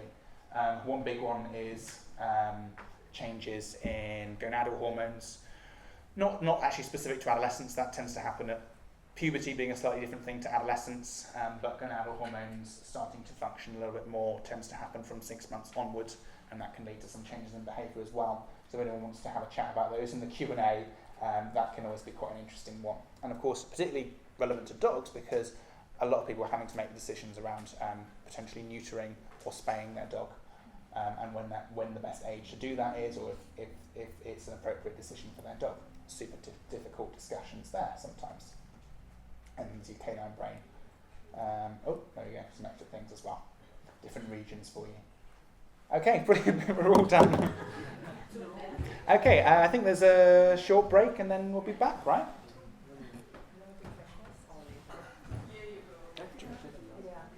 Does anyone have burning questions to ask Daniel?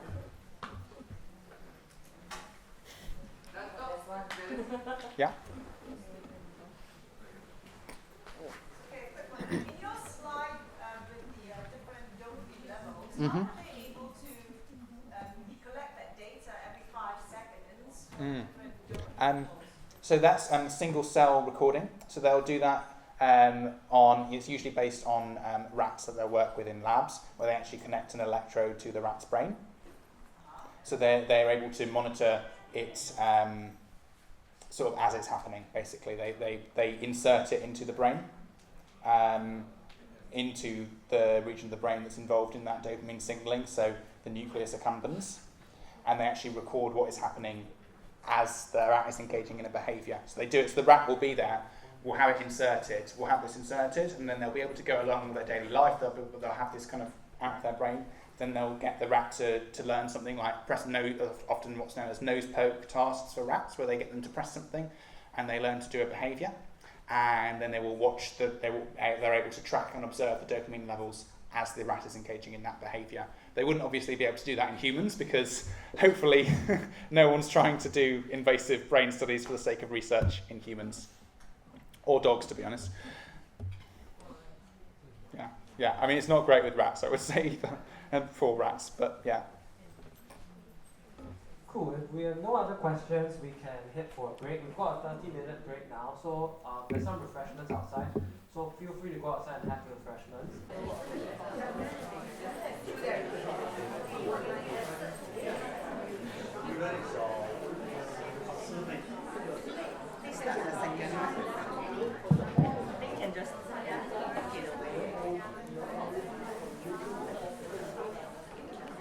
Hi everyone, we'll start the second segment shortly.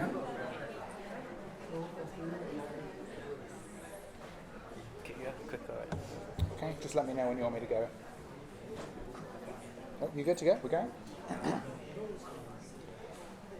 Okay, hi. Well, thank you for coming back to the second half. So in this half, we're going to sort of take a look really about thinking how we can apply some of that stuff we've looked at in the first half to help dogs develop and improve their emotional well-being and their resilience. So just to quickly define those terms for anyone, just to kind of make sure we're all on the same page. Emotional well-being, I'm thinking about actually dogs being able to have a good quality of life from a psychological point of view, and be able to experience positive emotions and be able to limit and help them manage things and regulate appropriately when they do have more negative experiences. And really resilience is very tied to that in terms of thinking about what we can do to enable dogs to cope and regulate themselves appropriately when they are facing difficult situations, when they are facing things that provide some sort of biological stress to their bodies and brains. So something highly related to this is this idea of homeostasis. So hopefully this is a term some of you may be familiar with, but if you're not, don't worry at all. Just to define homeostasis, homeostasis is this process by which biological systems maintain internal stability despite external changes. So for example, this might be maintaining physical temperature, right? We know that we all stay at the same temperature. In humans, it's like 37 degrees, 36 degrees, right? Yeah, this is me not being a human person, don't know anything about human biology, clearly. And we do that regardless of what temperature we're in, right? So we can go in hot weather, we can go in cool weather, and we've got mechanisms within our body to maintain that internal stability. And that also applies to psychological states, to actually maintain some sort of psychological stability despite the presence of higher stress levels, despite the presence of our different emotional states. And this ties into this negative feedback mechanism that I spoke about earlier. When we think about that stress axis, this is a really good example of negative feedback. When our HPA axis activates, we start getting cortisol going through our system, and then that is recognised by our hypothalamus, and then that switches off that cortisol release. Similar example with temperature. Our body temperature exceeds 37 degrees. Our nerve cells in our skin and our brain recognise this. Our temperature regulatory centre in our brain, which is also, by the way, in our hypothalamus, responds to this, and that activates things like sweat glands releasing through our body. And it can also activate behavioural changes, because we know like one of the best ways to manage an increase in temperature, if we're getting too hot, is to move to somewhere cooler, to go into the aircon or go into some water or something like that. You recording it? Cool. So we've got all these mechanisms to kind of help our body maintain this physical and psychological stability. And there's different brain systems that are involved in this. So the hypothalamus is a big brain system when it comes to homeostasis. Helps integrate information from the internal and external environment. The reason I say internal environment there is because it also recognises things like signals coming up from our gut. So when we start getting hungry, our gut starts releasing a hormone called ghrelin, which signals to our brain, signals to a specific nucleus in the hypothalamus called the arcuate nucleus, that we're feeling a bit hungry. And then our hypothalamus starts sending signals to the rest of our brain to indicate that we're hungry. Now, actually, fun little fact about, has anyone got a Labrador?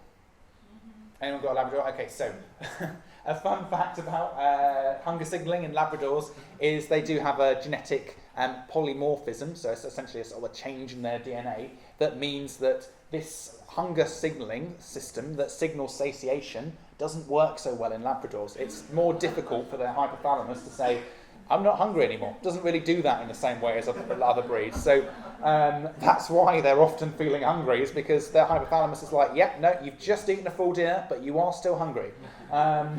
So Labradors, yeah, slightly different. But for the most part, the hypothalamus works pretty well at letting us know when we're hungry versus when we're satiated, or when we're feeling too hot versus when we're the right temperature, or too cold versus the right temperature. Some other systems involved in this are the limbic system. The limbic system is a sort of an umbrella term for a number of brain regions that includes things like the amygdala and the hippocampus and the hypothalamus that we've spoken about. And that helps detect threats, rewards in the environment. So again, actually dealing with a threat, that's another example of homeostasis. We start off with feeling safe, and the threat comes into our environment. Homeostatic mechanisms help us maintain that stability and return to that sense of safety. And we know all the ways that dogs can help achieve that sense of safety through using tools like appeasement behaviours to say, hey, I'm okay, I'm going to talk at you alone, I'm going to be really nice, I'm going to roll on my stomach, or whether it be running away, or whether it be saying I'm going to respond by growling and lunging and barking at you to try and make you go away, all the different ways that dogs can deal with potential threats in their environment. And then we've also got things like the brainstem that's involved in autonomic processes such as respiration and the startle response, and the periaqueductal grey, or the PAG, which is the region involved in the brain involved in coordinating a lot of that escape and defensive behaviour. So when we start thinking about kind of when that amygdala has kind of set off that smoke alarm, and we've got those physiological changes as our stress axis increases and helps provide the necessary energy to be able to engage in that particular behaviour, the PAG then starts coordinating those defensive responses throughout the body, and the sort of the motor requirements involved in the physical expression of showing aggression or running away, or even predatory behaviour as well. So some example of what might be a threat to our homeostatic responses. So some of these things we've talked about already: hunger, dehydration, being thirsty, sleep deprivation, not getting enough sleep, infection if we're not feeling well, if we are physically injured, loss of social companionship, isolation, or the threat of physical harm. So if you are under threat of predation. And actually, we don't think of dogs as being prey animals too often. We tend to think of them more as predators. But we know they are actually quite sensitive to some potential predators. So there's a study done in Canada looking at dogs' responses to bear urine. And if they smell bear urine, they really do a great job of staying away from that area, because they know that they don't want to mess around with the bear. And of course, threat of physical harm can also come in things like natural disasters, fires, floods, all those sorts of things. And one thing just to kind of I'm not going to get too much into this today, but if anyone wants to sort of dive into this a little bit more, you're welcome to have a chat with me after, or email me, or have a look independently. Is there can be a difference in how dogs respond to these threats to homeostasis. So some dogs respond, or some individuals, this is in mammals generally, some animals respond more, what's described as more proactively. Some animals respond as what's described as more reactively. So for example, this might be the difference between a dog responding to threats to hunger by saying, when I get food, I'm going to bury it, I'm going to opportunistically scavenge around, I'm going to do things to make sure I've always got food and I don't need to worry about food. If I see someone cooking, even though I'm not too hungry, I'm just going to maybe look a little bit, and maybe when they move away from the surfaces, I'm going to try and jump up and nick some stuff. Whereas we might have a dog that just waits, that doesn't really worry about food until we start being until we start feeling hungry, and we start getting that ghrelin signalling that we just talked about coming up to our hypothalamus, and the hypothalamus saying, hey, guess what? You're not feeling satiated anymore, and then respond. So it's a slight difference in personality type that we might see, as sort of something that we can map and think about in our dogs, because it might affect their behaviour. The dogs that are perhaps more reactive may be more prone to guarding behaviour around food, because suddenly when they get that food, they're like, oh my gosh, I'm going to need to start guarding, I need to respond like this is a threat if someone gets too close to my food, because I'm really hungry and I don't know where else I'm going to get some food. Whereas if you're more proactive, you might not get too hungry so often, because you're better at making sure you've always got food. If you don't get that food, that's not the end of the world, because you've got plenty of time before you get hungry.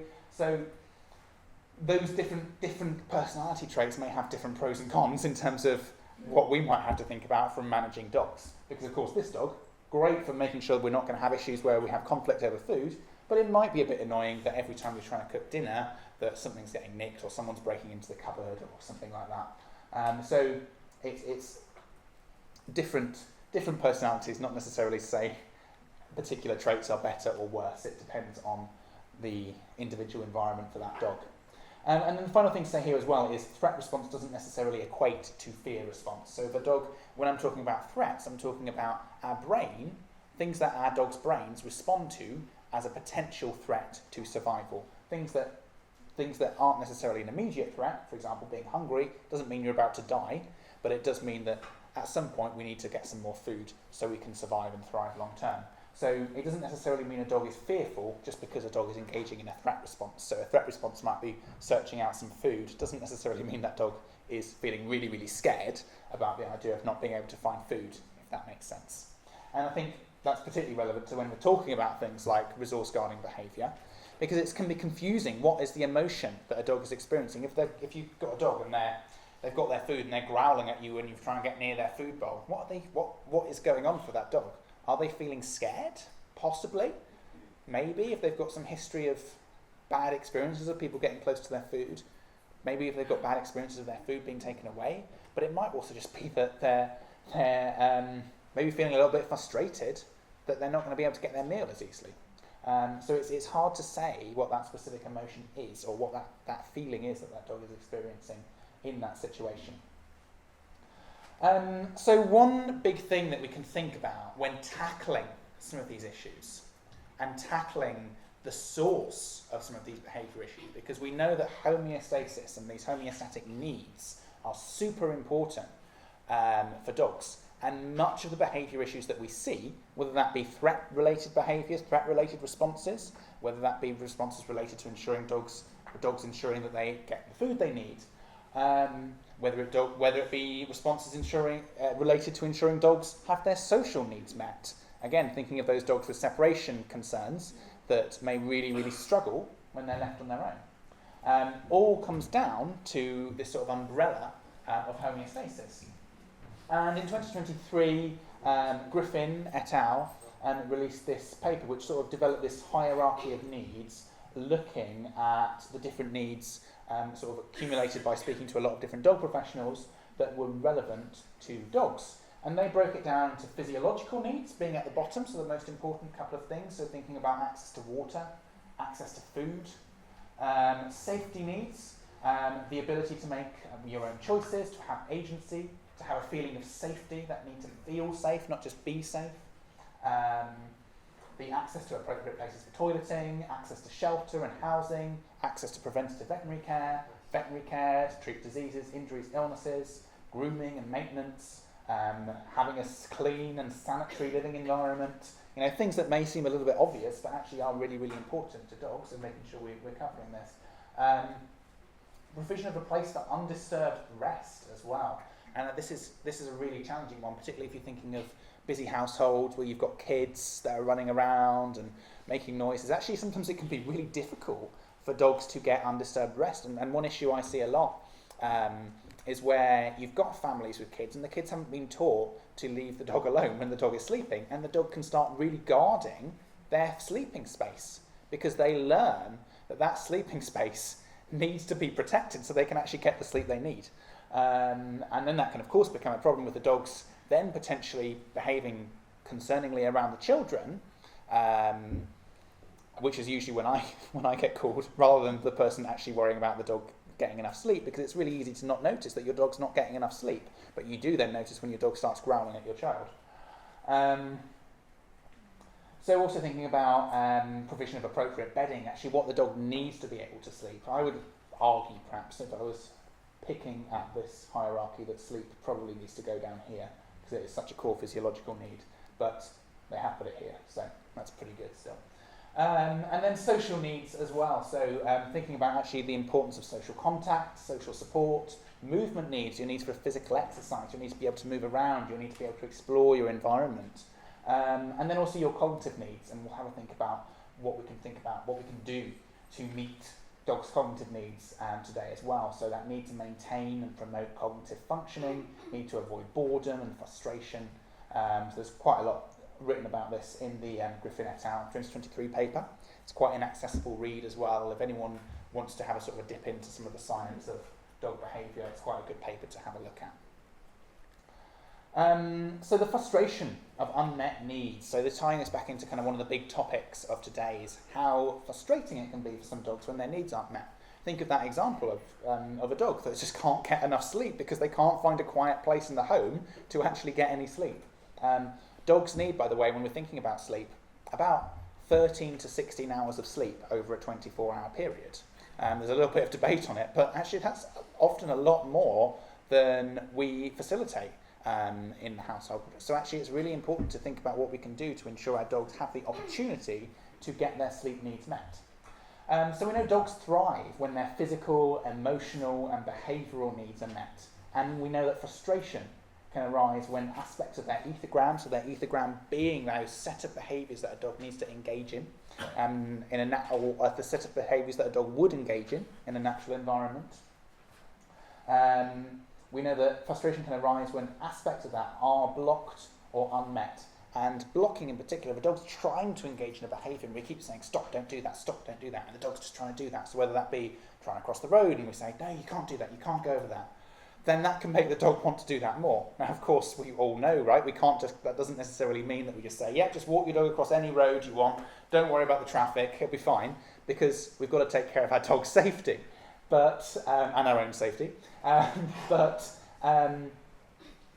Thinking about what we can do to prevent us from having to interrupt our dogs as much can be really valuable, and we'll look at things that we can do kind of proactively in terms of picking places we can walk our dog, picking setups to ensure that actually our dog isn't so super excited and sort of like a sort of coiled spring when they first go out on that walk. Can be really valuable to make things like walks a little bit easier when it comes to managing some of those frustration levels.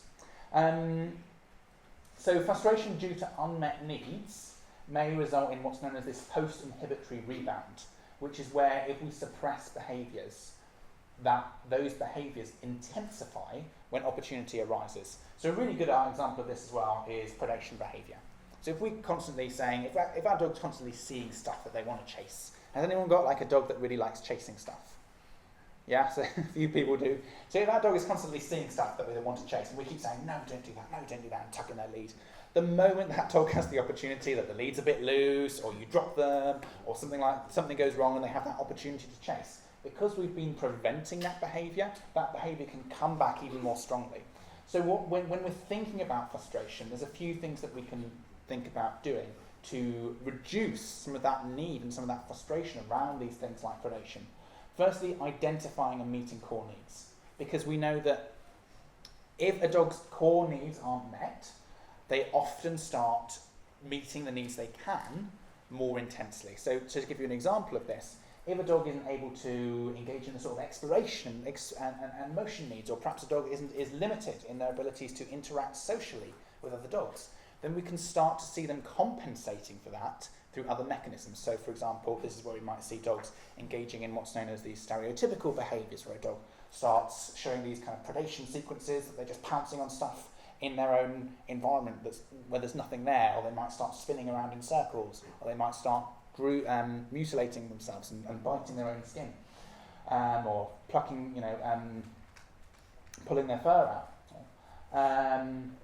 So actually making sure needs are met is really important for preventing some of these unwanted behaviours and meeting their dog's welfare needs. And I think this is a really difficult conversation to have with people, because if you go into someone's house and they say, "Hi, I've called you in because my dog keeps chasing stuff," and we say, well, we want to look at actually making sure that your dog gets the opportunity to sniff and explore different environments, and we want to make sure that your dog gets the opportunity to play with friends, they're going to think, why are you talking about this? Because it seems unrelated to the issue at hand. But actually thinking about these things and thinking about making sure those baseline needs are met is so important for actually being able to really get a handle on these issues, and especially get a handle on these issues in a way that meets the dog's welfare needs and doesn't compromise their welfare. Because dogs have been bred by evolution for so many years to value these behaviours and feel these behaviours are important. If we suddenly try and tell them, actually that's not important to you anymore, that's really difficult. It's like us as humans. If someone suddenly came and told you, actually, do you know what? Seeing your friends and interacting with other people, it's not important. Don't need to worry about that. Don't need to do that anymore. That would be really difficult, because most of us quite like seeing our friends and interacting with people. So actually making sure dogs' needs are met from all these points of view is super important. So we'll kind of break them down a little bit in detail. So firstly, thinking about physiological needs. What helps our dogs meet their physiological needs for food and water? So one thing people quite often use and have become really popular in recent years are things like puzzle bowls. And puzzle bowls can be really cool and they can be really fun for dogs, but I'll also say it's worth being cautious in the use of puzzle bowls, particularly with hungry dogs. So if you've got a dog that hasn't eaten for a while and they're really hungry, and particularly if they're frustration prone, then they can sometimes actually lead to dogs becoming more frustrated and coping less well with things in their environment. So what I tend to say with puzzle bowls is they're really good when used after an initial meal. So with some extra treats in, or having half the meal in the food bowl, and then following that up with a puzzle bowl, so then the dog's able to enjoy that food. And I suppose an example of this for humans would be like if you went out for a meal, and rather than whatever item of cutlery you normally use to eat your food, you're asked to use something completely different. Or you're asked to access the food by completing a puzzle first, to then it would be really difficult. You'd probably just be a bit frustrated and confused, rather than it being something you enjoy. So actually making sure when we're using these, we're setting these up to be something dogs enjoy and something that are a fun addition to their normal eating routine, rather than something that's just kind of confusing and frustrating. And when I'm working with resource guarding cases specifically, I don't generally recommend the use of puzzle toys, because if it comes down to, well, thinking back, if anyone remembers in the first half, that effort justification effect, if you put a lot of effort into something to accessing a particular reward, then that reward becomes more valuable. So if your dog has learned that it's really, really difficult to access food, then suddenly food's going to seem really, really important, even more important. So we actually might want to be thinking about what we can do to lower the value of that food for that dog that's guarding that food, not raise it. So if you've got a resource guarding dog, I'd be pretty cautious in using these. But if you've got a dog that doesn't resource guard, I would say definitely use them. Just think about the timing of using them, not thinking about using them for the main meal. And then also thinking about pain. So pain's a really important thing that we've touched on a little bit already. But actually making sure your dog can access that food easily. You don't want it to be an uncomfortable process to access the dog's food. So you can think, and there's lots of really cool tools out there now, like raised bowls, that are great to make it a little bit easier if you've got an older dog that's perhaps struggling with kind of reaching all the way down to the food bowl, to just make things a little bit easier for that dog to actually be able to access and enjoy their food.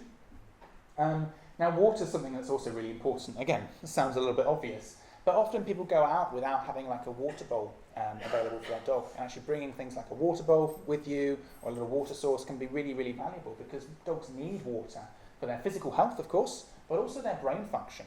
The frontal cortex doesn't work very well if a dog is not hydrated. And we know that frontal cortex is super important for a dog's ability to regulate, for a dog's ability to control and regulate their emotions. So for example, if a dog's feeling fearful, if a dog's amygdala is starting to react to something and they're dehydrated, then that's going to make it harder for those frontal regions of the brain to say, actually, no, you don't need to panic in this situation, just because your dog's dehydrated. So again, it sounds like it's something that's not going to be related to your dog barking at people in the street, but actually it could be. So actually making sure your dog's hydrated is super, super important. And treat pouches can be really useful as well. I'd definitely recommend anyone getting a treat pouch. The thing I would avoid, though, is using your whole meal of treats, because that comes down to a very similar idea as to your puzzle bowl situation. If you're having to earn all of your food, then that's going to make food less enjoyable, and it's going to turn it into something that could be frustrating rather than something that's enjoyable. So perhaps using some of the meal for food can be really good, and treat pouch can be a really good way to set that up as well, because when you put the treat pouch on, that can be a signal to the dog as that potential opportunity for reinforcers.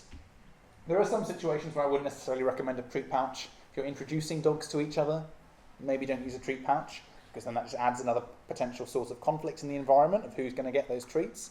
If you've got a dog that becomes very aroused around food, worked with some dogs that have had trauma where they've been abandoned and they've experienced malnutrition, so food has become super, super valuable for them, and they can't even concentrate as soon as food's in the room, or as soon as there's the possibility of food. So for those dogs, maybe treat pouches aren't appropriate, but for the most part, they can be a really useful thing. And I think that's probably a theme with a lot of this stuff, actually. You've got to think about that individual dog and what suits them, what's going to work for them, rather than saying, oh, this is good for all dogs, or this is going to help this dog, or this is bad for all dogs. It's probably going to depend on the dog for the most part. So safety needs as well. So we can think about here both physical safety and perceived safety. So is your dog physically safe? And actually, does your dog perceive this environment as safe? As they are slightly separate things. And the perceived safety is perhaps the slightly more complicated one to me, because hopefully we all have a little bit a good idea in terms of what we need to do to keep our dogs safe, not letting them run out into roads, all those sorts of things, making sure we get them good veterinary care and all those sorts of things. But actually perceived safety, helping your dog find and helping set up the environment so your dog is feeling safe, is also equally important. So thinking about, is there something that your dog's scared of in the environment? We've discussed the issues with inappropriately presenting dogs to things that they are fearful of. If we just take dogs up to things that they're fearful of, that can lead to more sensitization. If we take dogs up to things that they're fearful of and the dog barks at them, then that can reinforce strategies for coping that maybe aren't so successful. So actually, a big part of working with fearful dogs is managing their exposure to those things that they are fearful of until you are at an appropriate time to work with that dog, to do training with that dog, to help that dog become more comfortable with that, whatever it might be, that person, that other dog, that particular thing. Traffic can be an issue for some dogs. Has anyone got a dog or worked with dogs that are concerned about traffic? Yeah, a couple of people. Yes, so that's quite a tricky one, right? When you're living in a busy city, right? But actually thinking, what can we do to reduce our dog's exposure to things like that? Are there routes that we can take that mean we see less traffic? Are there times where there might be less traffic? Avoiding the school run, for instance, where there's going to be more cars and then more beeping and yelling and all that sort of thing. You don't get too much yelling here, to be fair. Some cities you go, there's all sorts of yelling and beeping. But it seems to be quite calm here compared to some. So that's good, at least. Maybe, I don't know if everyone else has different experiences to me. I haven't been here very long. Thinking what we can do to actually manage that environment so that our dog is feeling safe and we are not exposing our dogs to things that they're concerned about outside of a controlled training session to begin with. So I was chatting to these guys earlier and the work they do in their centre. And thinking about things like escalators, because of course so many buildings have escalators, and these guys were telling me that they are now working with dogs in training sessions to practice going through sliding doors to get that experience of going through an escalator. But of course during that they're not going to expose the dog to a load of escalators. If you're practicing with the escalators and practicing with sliding doors, and then every night you go home and you go up on an escalator, that's going to make it a lot more difficult. So actually making sure thinking about what we can do to prevent exposure to some of these things during that practice time, whilst we're reintroducing these things, can be really valuable. I don't mean escalators, I mean elevators, by the way, sorry. And then also freedom from injury and disease. And there's some really good resources we can think about for increasing these senses of safety and meeting these safety needs. So a couple of things that you might want to check out. I don't know if anyone's heard of Canine Arthritis Management. That's a really good company. They produce a lot of free stuff and free advice and free infographics that you can check out just to kind of learn more about how you can recognise potential signs that your dog might be experiencing pain, as that's a really big thing that can impact a dog's sense of safety, because if you're feeling unwell and you're feeling in pain, then you're likely to feel less safe, you feel more vulnerable, right? If you're feeling sick, you feel more vulnerable. And then also things like that we can do to make things like going to the vets and going to the groomers more or less, I suppose, less scary for dogs. So there's some really good books out there. Taking the GUR out of grooming is a really good one, if anyone's heard of that. And that's pretty good for going for the vets as well, because there's a lot of similar ideas in terms of going to a new space, potentially going up on a table for some dogs, or maybe thinking about whether we can avoid the table for some dogs. A lot of people seem really keen to get their dogs on the table. They're like, yeah, I'm going to get my dog up on the table. You go on the table, great. But actually, if you can avoid the dog going on the table in things like the grooming salon or the vets, that can be great, because dogs feel more secure when they're on the ground. Which is the opposite of cats, by the way, if anyone's a cat owner. Cats love the table. So when we're thinking about this, we've got to think about our dog's individual needs as well, because, again, when it comes to perceived safety, it's going to depend on the dog, what makes them feel safe. So to be able to identify what makes them feel safe, we're going to have to be able to read their body language and understand, what does safety look like for you?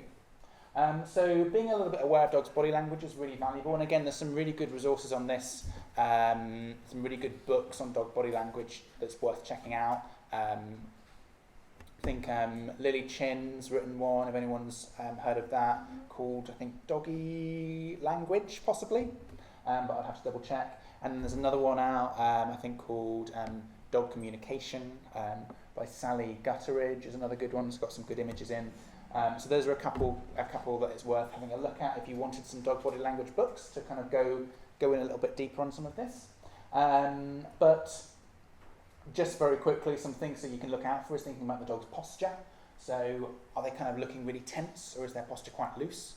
Something that's really worth paying attention to, and person that brought this to my attention and talks about this quite a lot is a lady called Sue Sternberg, based in, I think, the west coast of the USA.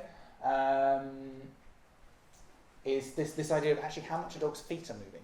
If a dog's feet are staying quite still and not moving much, then that can sometimes be a sign that the dog is not very comfortable. Whereas if a dog's feet are moving quite a lot, we're getting quite a lot of sort of ups and downs and going forwards and backwards, and we just kind of got that loose feet moving around a lot situation, and that's generally a much better sign.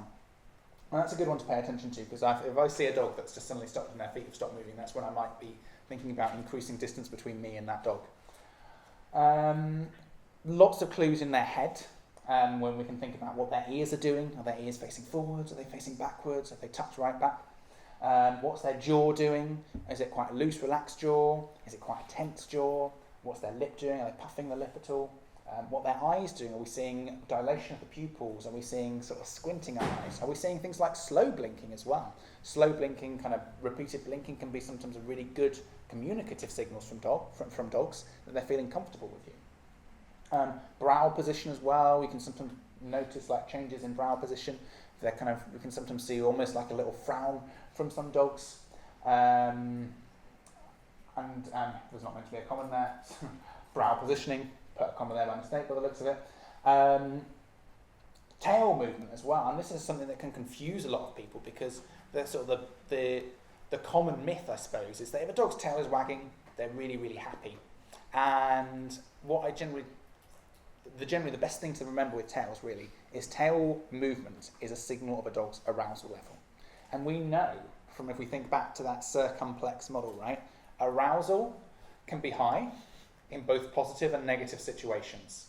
Arousal can be high when the dog's excited and happy, and the dog can be wagging their tail because they're excited to meet you and they're excited to jump up and say hello and have a little pet. Or it can be wagging because the dog is feeling very concerned about you there and not happy with you being in the environment at all, and is thinking about how to respond to that. So don't necessarily take tail wagging as a sign that the dog is feeling really happy.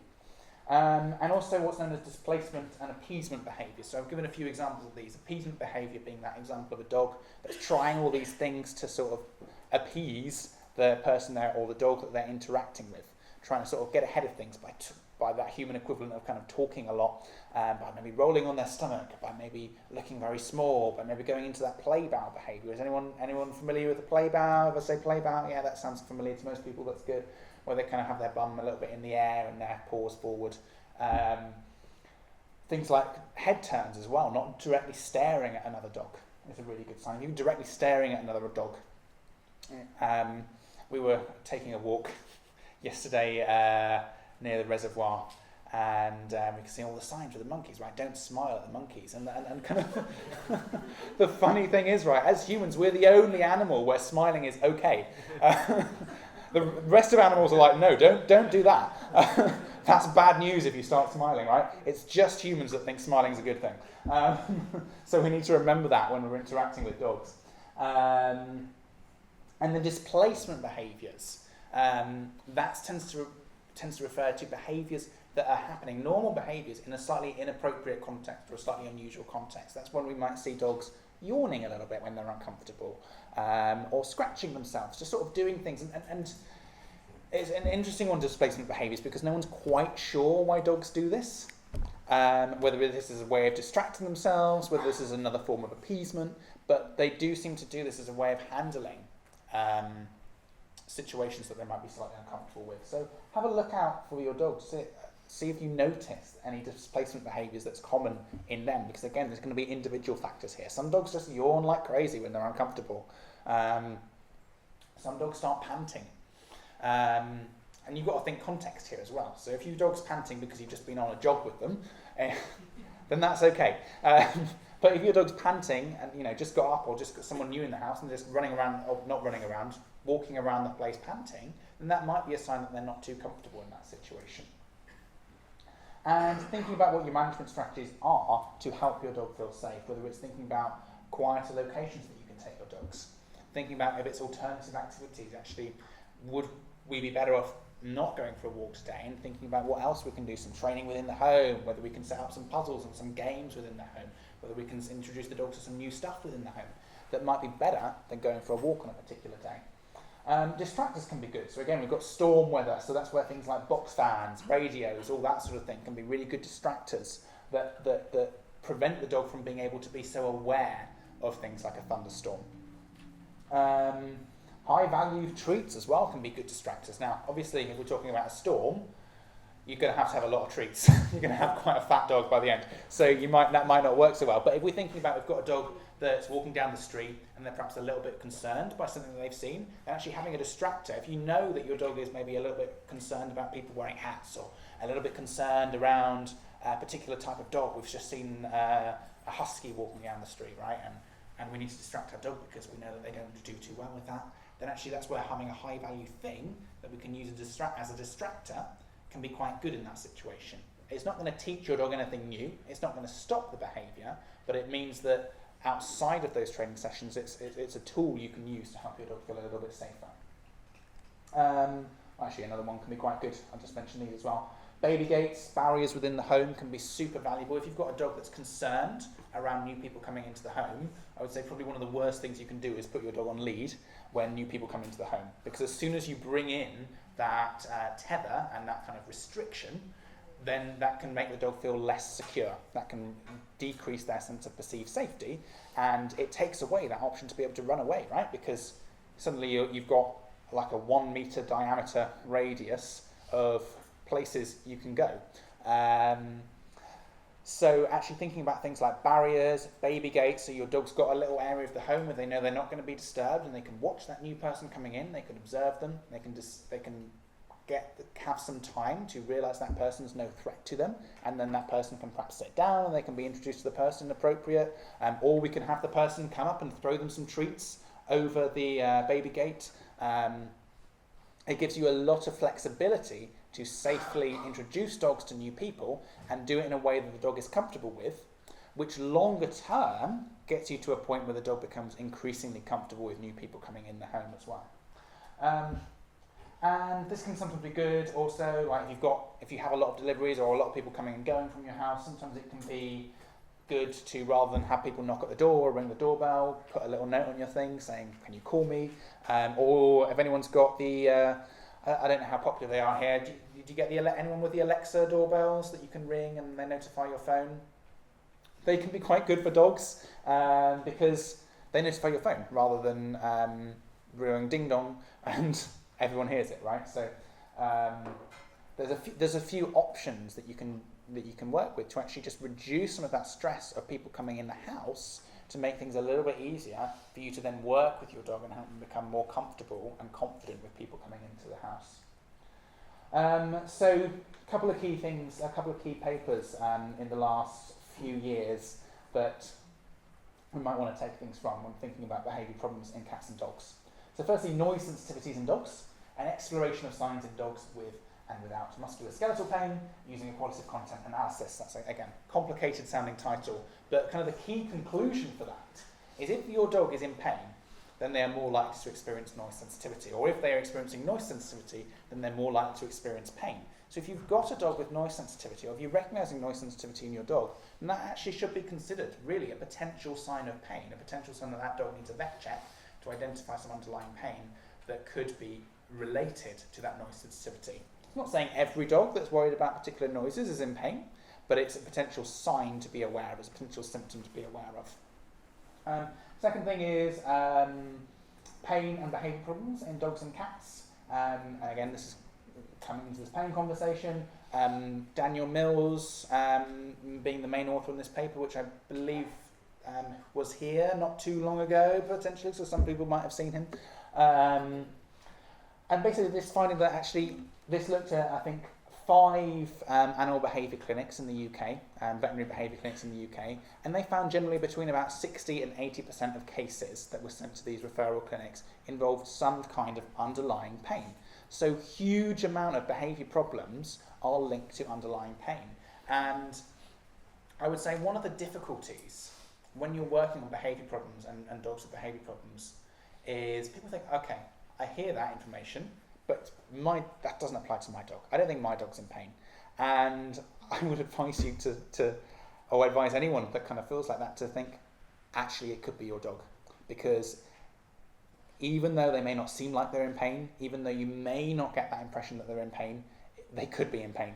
And it's really, really hard to identify pain in dogs. It's a huge challenge. And even things like kind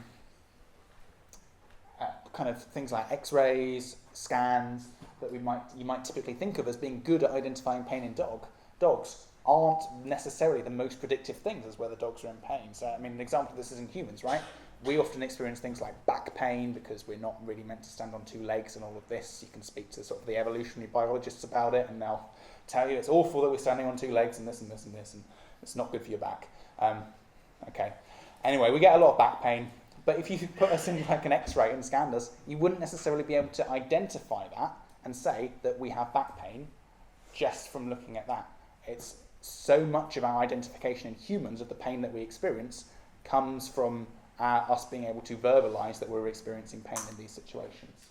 Trying to identify pain in dogs is a hugely difficult topic, hugely big topic, something to definitely be aware of when you're thinking about behaviour problems in dogs. Oh, we're not moving. Able to go to the next. Thank you. Safety needs as well. The other thing that comes into this is sleep. So I've subtly moved it into safety needs because I thought it would be better there. So when we're thinking about what can we do to help our dogs sleep better and get that 13 to 16 hours of sleep that most dogs need. So a few things that we can think about. Actually making sure they've got the option to lie out flat. So we know that dogs get better sleep if they have that option to lie out flat. It helps us achieve what's known as REM sleep, which is rapid eye movement sleep. Dogs get better quality REM sleep, which is really key for psychological recovery and dealing with all the stress and things that you've dealt with throughout the day when they have that ability to lie out flat. Now that doesn't necessarily mean we need to be saying, oh, we need to make all our dogs lie out flat. They don't have to lie out flat, but having the option to lie out flat is really, really key. So actually making sure they've got enough space to sleep is super valuable. Hard surfaces versus soft surfaces. Again, there's going to be an individual preference there. The preference might be weather related. So again, thinking about managing temperature. If it's a hot day, you might prefer a hard surface that's a bit cooler. If it's a colder day, you might prefer something where you can kind of cuddle up and tuck in a bit more. Thinking about the option of elevation, some dogs respond quite well to having a higher up surface. That again gives another option in terms of temperature as well, because if you're slightly higher up, that you can be slightly warmer. So heat tends to rise, right? So that gives you the option to be slightly warmer. Some dogs just seem to prefer being higher up as well. And again, there's differences in bed preference as well. Some dogs like to be able to tuck under things. Even when I'm quite hot, I like to have kind of some sort of blanket above me when I'm sleeping. And I think some dogs are similar in that it's nice to have some sort of pressure on your body when you're asleep, and that seems to help some dogs sleep as well. So there's all sorts of things that we can think about when we're thinking about helping dogs sleep. One thing I'd also say to what it's worth being cautious about is crates, because a lot of dogs are put in crates without being given appropriate training or habituation or introduced to crates. And if you're just, again, you can imagine, right, being a human, someone just says, right, in you go into this sort of small space to go and sleep, you'd be a little bit concerned. So it's really important if you are going to use a crate to actually make sure the dog's got appropriate training to be in that crate. And just being particularly a little bit cautious in using those crates as a way to manage behaviour, especially in frustration cases. Because if we're just using our crate as a tool to prevent behaviour we don't want, then that means when that dog comes out of that crate, we're going to get that post-inhibitory rebound of, okay, this dog's scavenging too much in the house. We put them in the crate, great, they're not scavenging when they're in the crate, but as soon as they come out of the crate, we're going to get an increase in scavenging behaviour. And people get into these kind of loops if they say, okay, well, we've got scavenging behaviour, we're going to use the crate to manage that. Oh, okay, that's worked great. Dog's coming out, scavenging more. Okay, the dog's going to have to go in the crate even more. So it becomes this sort of this kind of negative cycle of the dog ending up spending more time in the crate because the behaviour is getting worse, and then the behaviour continuing to get worse because the dog's spending too much time in the crate. So again, I'd say always just be cautious with crates. Remember, they can be useful tools, but they can cause issues if they're not used or introduced appropriately, especially if you've got a dog that's prone to frustration.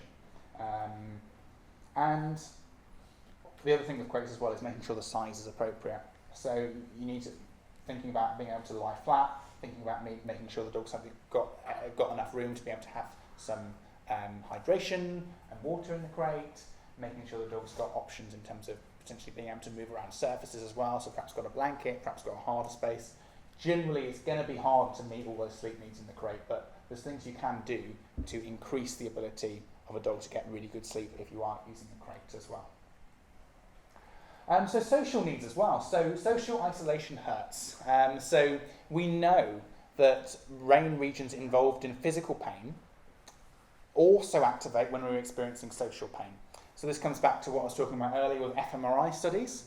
These are the studies that look at patterns of brain activation, which part of our brain is lighting up, or which part of our brain is getting increases in blood flow that indicate that that part of our brain is being used.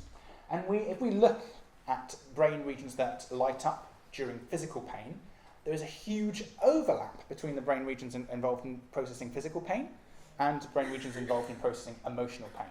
So if, for example, your friend group rejects you or something like that, or someone doesn't want to spend time with you and that hurts your feelings, then that social pain is very, very much similar to the brain regions that would be involved in processing if you were to break your arm or bruise your knee or whatever physical pain you want to use as your example. So really it is important to think about how we can meet dogs' social needs. And with social needs, again, it's putting this in the context of individual needs in dogs. For most dogs, that doesn't necessarily mean that they want to meet every single dog they see and they're going to benefit from just seeing hundreds of dogs throughout the day. Most dogs aren't like that, right? Most people, again, and most dogs, tend to like spending time with a few friends, a handful of friends, right? You've got your friends, you've got your social group. You don't just go out and start hello and chatting to everyone you meet on the street and having a long conversation. It would be exhausting to start with and take up a load of time, and there'd not really be much purpose to it. Everyone's got most people have a kind of group of set friends. And it's absolutely the same with dogs. The most dogs in that kind of dog sociability spectrum will probably benefit from spending time with a handful of friends, maybe one or two doggy friends that they can spend time with that can be kind of their doggy family. And there are exceptions to this. You do get the odd hypersocial dog that just seems to want to meet everyone. Usually for them we come to a kind of a compromise where maybe we find them a few more friends, but again we still get into the habit of not meeting every single dog we see, because otherwise that can be quite exhausting, at least for the owner that's walking the dog that has to then go up to see every dog. And of course we all know that not every dog wants to meet you just because you want to meet every single dog you see. And then on the other side, of course, we've got less social dogs. So we might have dogs, and this is quite often dogs with histories of trauma around other dogs, that are more concerned around other dogs, or perhaps have been harmed by other dogs physically in the past, that actually just decide, I don't really like interacting with other dogs. Often those dogs have more social needs from humans, so actually we can think about what we can do to meet their social needs from the human side of things a little bit more, and spending more time with them, having activities to bond with them as humans. But most generally we want to be thinking about how we can set up some nice positive interactions for the typical perhaps our dogs that need those one or two friends. So how can we spot positive, happy interactions between dogs? Well, if you're concerned around setting up those interactions, there's some tools that you can use to make it a little bit easier. Firstly, knowing what good interactions look like. So a few things that we can look out for are things like what's known as meta signals, and those are the signals between dogs that are generally signs that they want to interact, those signs of positive interaction. So those are things like not staring at another dog, that kind of head turn. When you're looking at another dog, not just looking directly and staring, but turning your head away. Also things like that doggy play bow, things like slow blinking as well. Things like even yawning, again, can be a good sign between dogs, because that displacement behaviour indicates that they're trying to not set up a conflict situation. And then when things like interaction and play are happening, we want to be thinking about things like turn taking.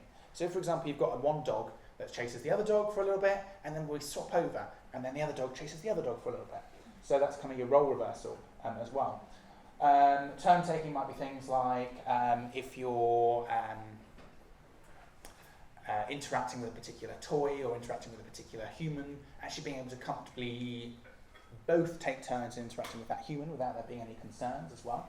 And also things like regular breaks. You don't want play that just keeps going and going and going and going and going. If you look at these two dogs, kind of capture the moment where these guys were playing and then they took a little break and just did a bit of sniffing the ground and just cooled down from the play for a second and then carried on with the play. We don't want play that just continues and continues and continues and continues and builds and builds and builds, because that's where play tends to go wrong. And then we get someone that gets annoyed, and then someone gets a bit snappy, and then someone else gets a bit snappy, and then things can just go a bit sour. So encouraging regular breaks can be a really good thing, and there's lots of ways you can do this as well, by doing things like scattering food, as long as you've not got dogs that are concerned around food, or just even just calling them away as well.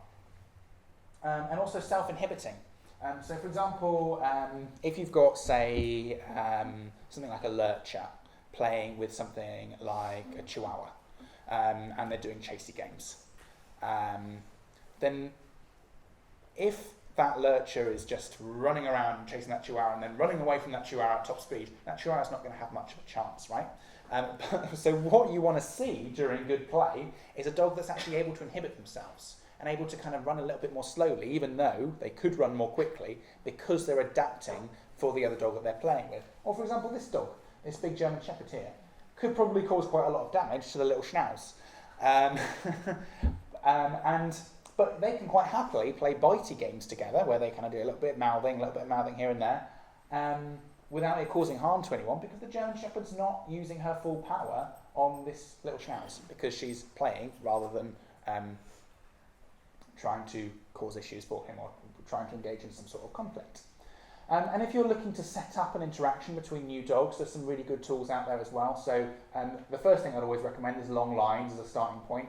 I would suggest those on harnesses rather than on collars, just because the collar can be a bit uncomfortable, might not be so good for the dog's neck, as well as it also restricts movement a bit more. So it actually makes it harder for a dog to engage in those meta signals if that line is tied to the collar. Because if you can imagine trying to go into like a play bow behaviour where you've got a line on your collar, that's going to be a little bit more difficult. Or even doing the head turn while your lines on your collar, it's going to be a little bit more difficult. So harnesses all round are a good option for this. And giving those dogs the opportunity to interact whilst on the long line just means that you've got a really easy tool to pull the dog away if that interaction isn't looking so good.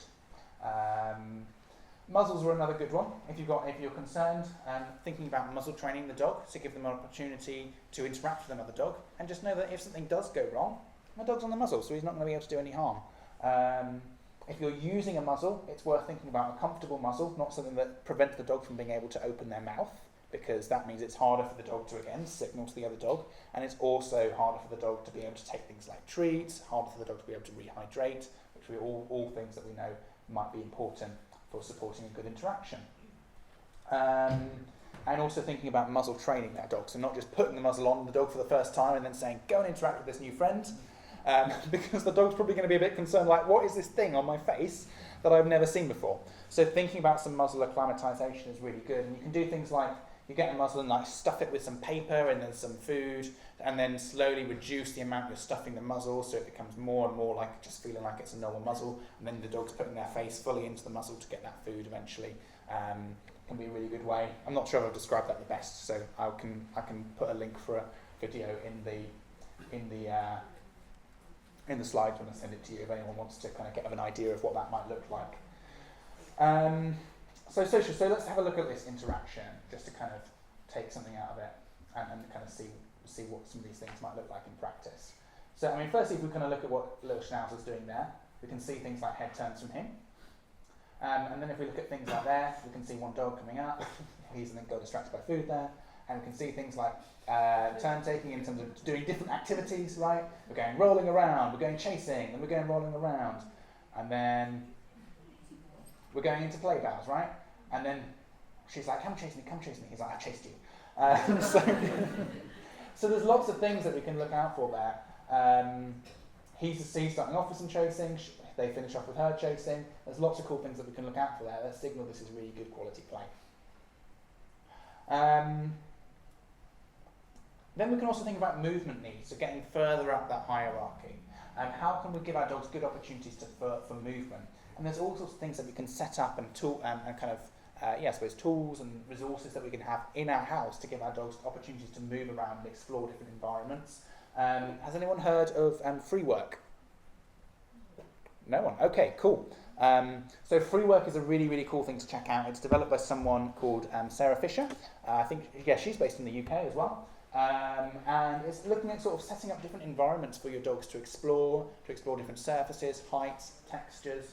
This is an example of a free work setup. So this is an upside down snaffle mat, so the dog can then move it upside, sort of pick it up and then find some food. This is like a thing to hang over doors originally, and that can be set up and then hung for dogs to go and have a look for food inside. And then just some different things for the dog to explore. This is a kind of a wobbly mat for the dog to move on and off. This is a sort of blanket with stuff covered underneath it. This is a puzzle toy, but moved up on top of a box to give it a different height. So thinking about how we can set up these environments for our dogs to be able to explore different surfaces, different levels, different textures, new things as well. Actually, that fear of novelty can be a really big concern for some dogs. Some dogs just think, if it's new, I'm staying away from it. So actually teaching dogs, you can see some new stuff. You can see this, look at this weird pram thing. This was removed from a child's stroller thing and just turned into something that the dog can explore. So the dog can start to learn, actually, when I see something new in the environment, when I see something that's a bit different and that I don't recognise, it's not necessarily a bad thing. So what might some of these setups look like in practice? Look at this one to start off with. This is a dog with a different free work setup. Again, some different surfaces, some different things to explore, some cones, a mat, some trays. And it can give us the opportunity to learn a lot around the dog. Learn if there's any concerns that they have, any things that maybe how they feel about new things, how they interact with the environment. Do they go straight in and just check everything out? Are they a little bit more cautious? I'll see if the other one plays as well, but no worries if not. Oh, there we go. This is me with the dog. And it can give us the opportunity as well to kind of set up opportunities, movement opportunities for our dog to kind of engage with us, engage with toys. This isn't so much free work. The one on the right was free work. This is more just, again, giving a dog the opportunity to sort of co-explore with you as well. I think that's a really important way to build your attachment with the dog, is actually see what spaces they want to explore, see what choices they want to make in the environment, see what they want to interact with. This dog moves a bit funnily as well, by the way. So that was something we had to look into with him. So kind of, really thinking, what can we do? How can we give our dogs the opportunity to show us things that they find interesting or they find less interesting, they find exciting and they enjoy exploring in the environment? And then finally as well, thinking about their cognitive needs. Their ability, things like chewing is really important. We know chewing affects a neurochemical in the brain called GABA, which stands for gamma-aminobutyric acid. And actually GABA is one of the neurochemicals that's targeted by behaviour medication. So if you take anti-anxiety drugs, that targets the same system that we can naturally target by doing things like chewing. That's not to say that using drugs to target those systems is a bad thing, but we can also do these things in. We can also support these systems through natural behaviours for dogs. So we know that chewing releases this neurochemical called GABA, which helps calm the behaviour of the amygdala. It decreases activity of the amygdala, so it kind of decreases that sensitivity of that smoke detector, if you like. Does anyone grind their teeth at night? Yeah, I grind my teeth quite a lot. And I thought one of the reasons for this in humans is because it increases GABA signaling. It helps you manage your stress. So providing appropriate opportunities for chewing and dissecting behaviour can be really, really valuable. Burying opportunities as well. Again, we all know that it's maybe not the most helpful thing if your dog's in public, for instance, and starts digging a hole in the middle of someone's park, right? We might not want that. But can we set up some opportunities for your dog to bury things in the environment, like a little box with some balls in, like if you like the kind of the kids' balls you can play with. Sometimes that can be in like a little basket, for example, a basket like that, filled with the kind of those plastic balls. Could be a really good way, if you went for a slightly bigger basket, for a dog to have the opportunity to actually bury some stuff or dig around and find some stuff. So we're giving them the opportunity to engage in those natural behaviours. Licking as well is a super valuable behaviour. It can provide, it really is really valuable for helping provide some calmness for dogs as well. It's a great way to manage some of those arousal levels and bring a dog down to some of those lower arousal emotions. Has anyone seen things like licky mats and licky pop toys? There's lots of different ones out there now that are really good for this. And then also things like sniffing, so setting up sniffy opportunities. This might be setting up things like sniffaries in the home. Has anyone heard of this kind of sniffari idea? Yeah. So this is the idea of kind of creating this sort of smellscape for your dog to explore. Thinking about dog-friendly herbs, dog-friendly spices that you can use. Lots of information out there on the internet to know actually which you can use, which you can't use for the dog. There are some things you can't use for dogs, so definitely research beforehand. But actually thinking about things that would be interesting for your dogs to smell, things that you pick up from around out and about as well. If you're not walking your dog on a particular day, actually you can bring some things from the outside to your dog. All sorts of things like branches, grass, stuff from outside that might be a bit smelly, might be a bit exciting, might be a bit new, that your dog might enjoy to check out. And then also things like, so foraging opportunities, things like snuffle mats can be really good for this, puzzle toys can be really good for this. Have people seen things like that, kind of your dog puzzle toys, dog snuffle mats?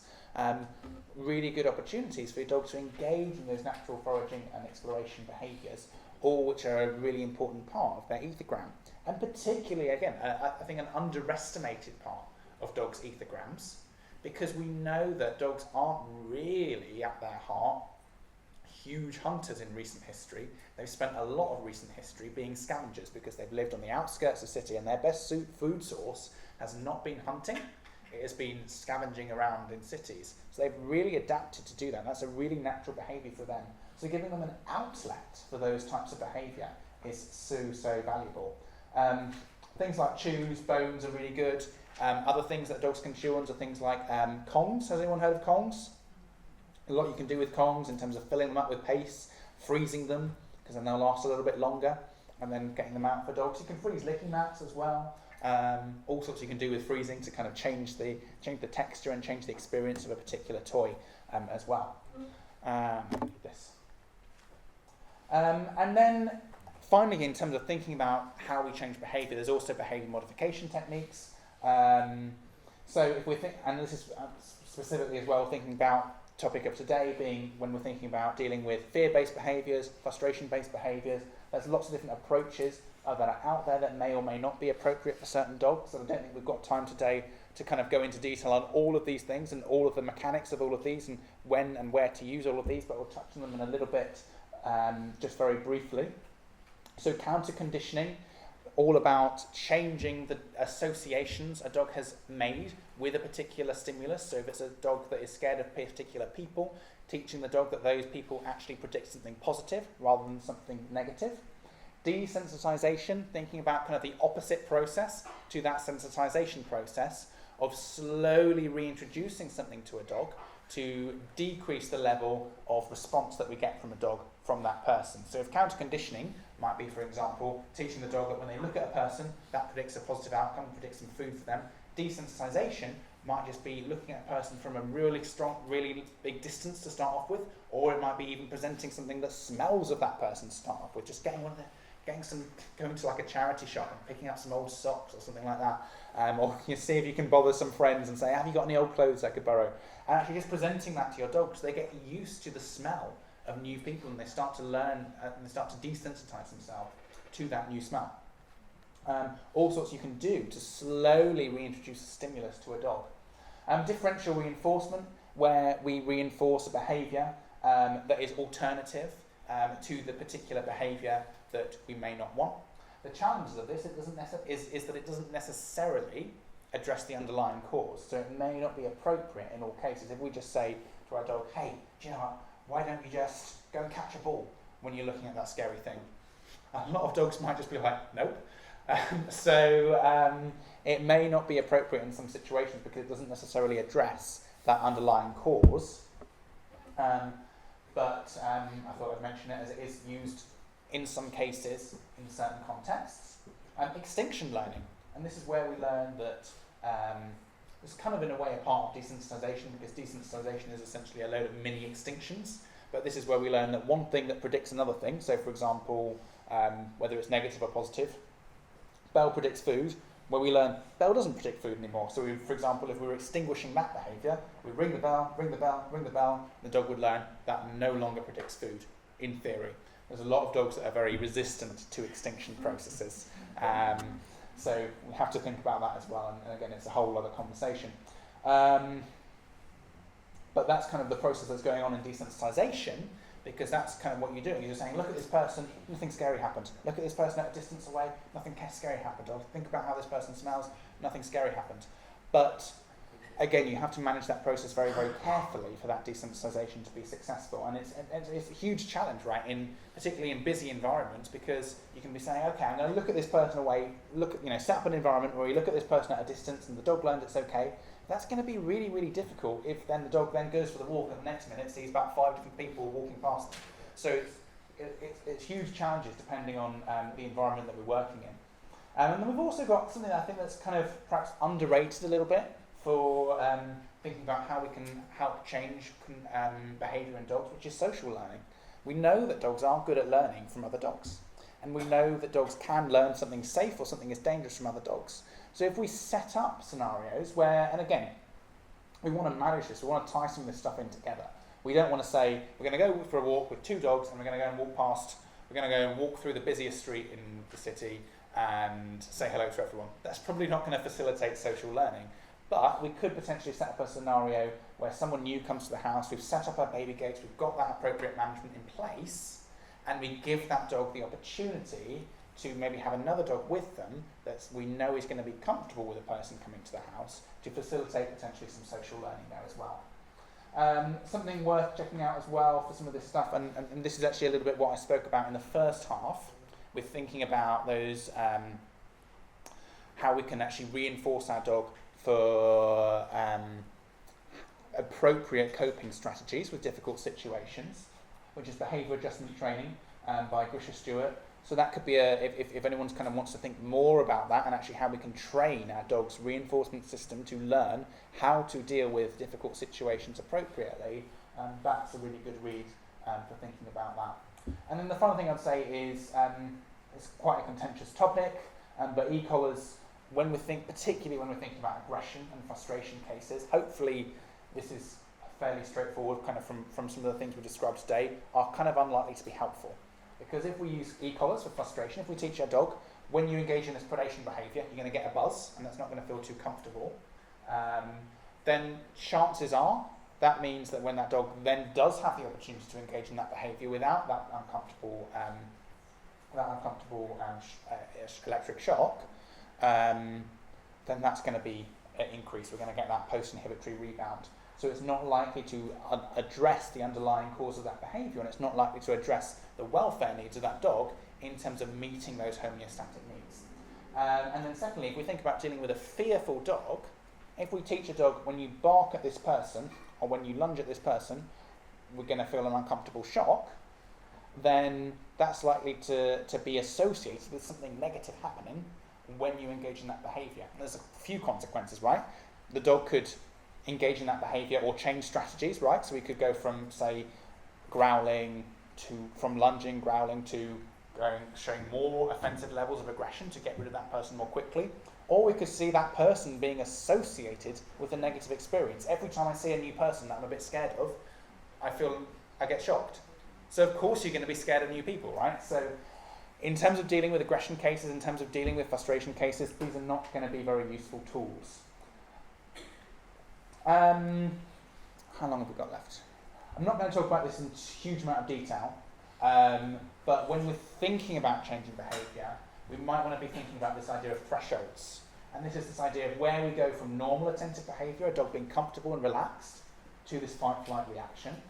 And the challenge that we have with a lot of dogs is their threshold, rather than this idea that we've got a lot of room for normal attentive behaviour before, and then we get this kind of big period where we start to see the dog getting a little bit alert, and then eventually we go to the fight-flight reaction. A lot of dogs, this looks a lot more like this. And we go from normal attentive behaviour to starting to feel a little bit alarmed to reacting really, really quickly.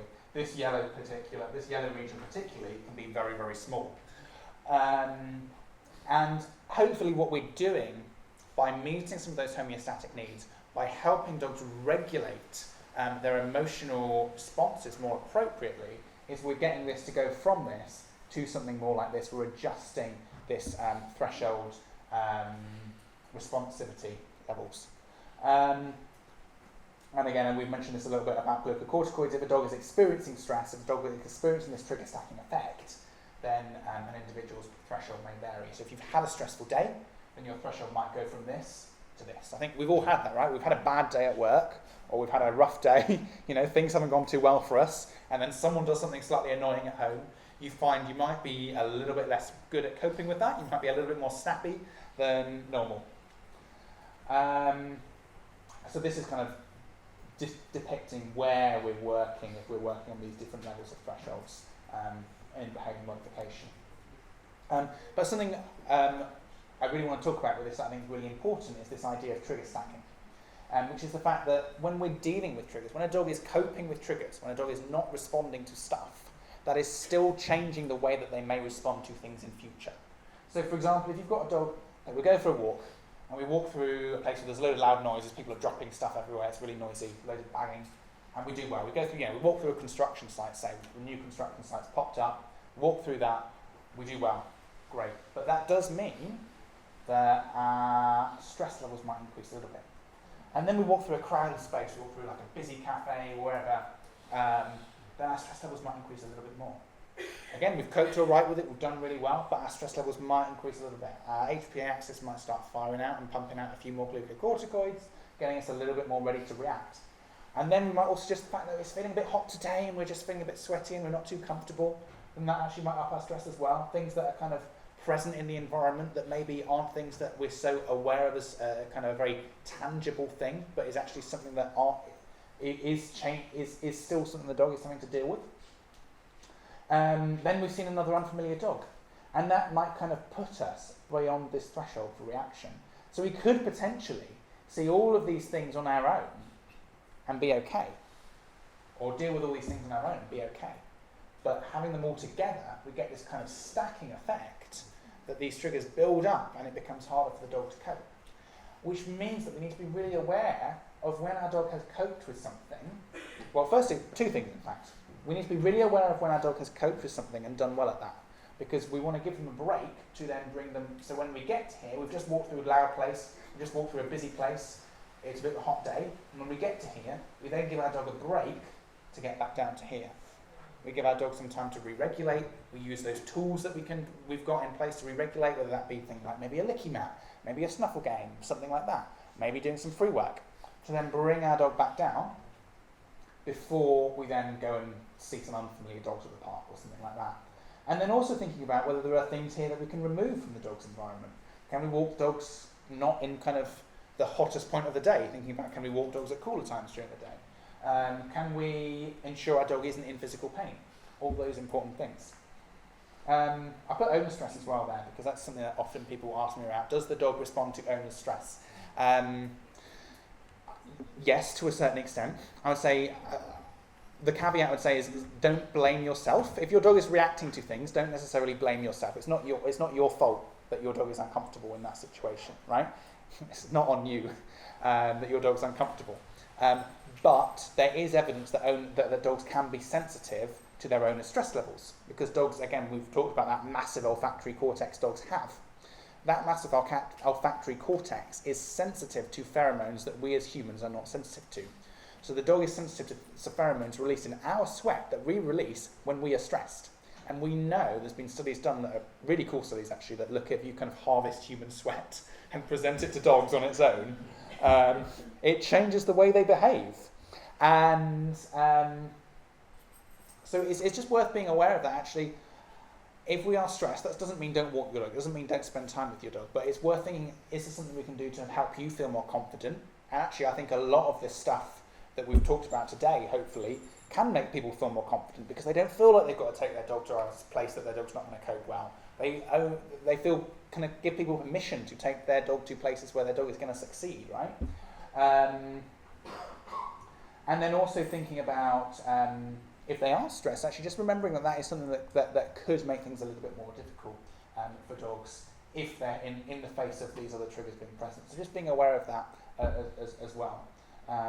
But I think, yeah, the most important thing is they're actually having some strategies in place to manage your own stress, to make that walk better for you. Because also, if you're really stressed, things are more likely to go wrong. It's the stressed owners that then panic and drop their dog's lead or something like that. So actually making sure you've got some strategies in place to look after your own mental well-being and make sure walking your dog is a pleasant experience for you, which it should be, right? That's dog ownership we do because we love dogs, not because we want to be stressed all the time.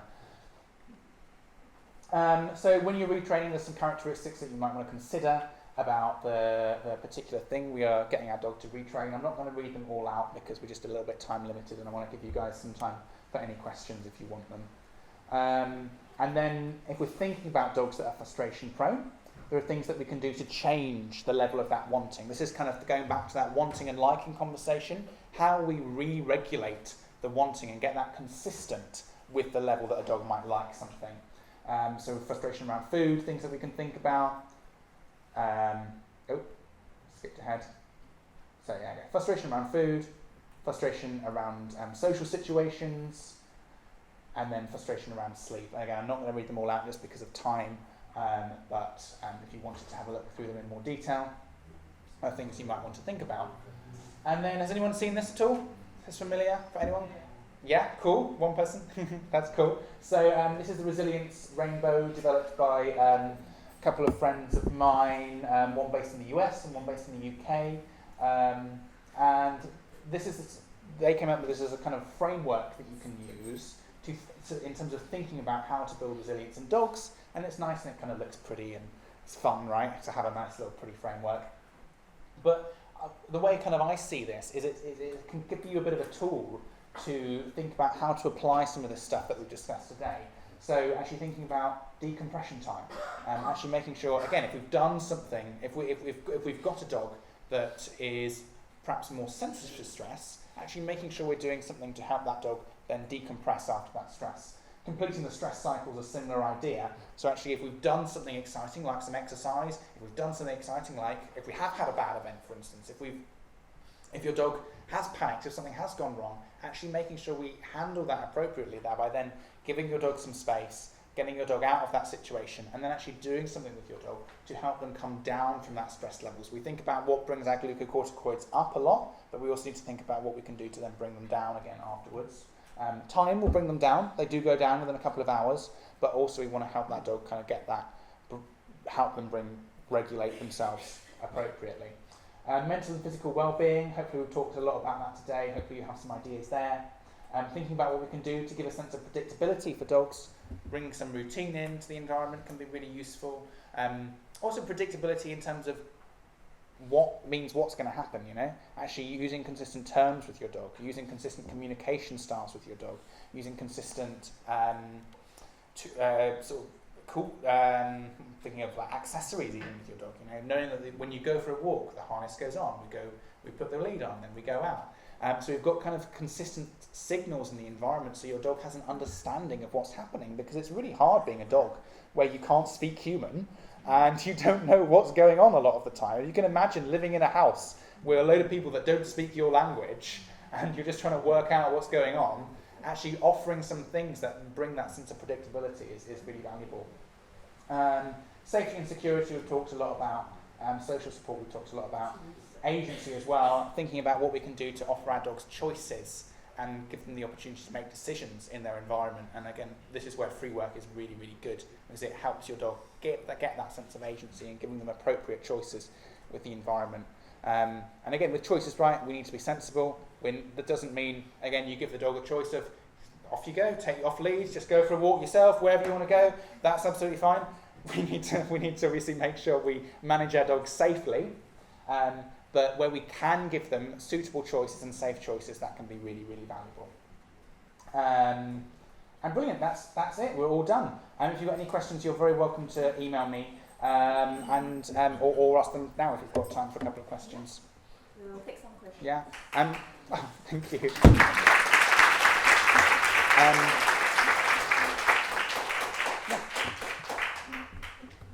Cool, anybody has any questions?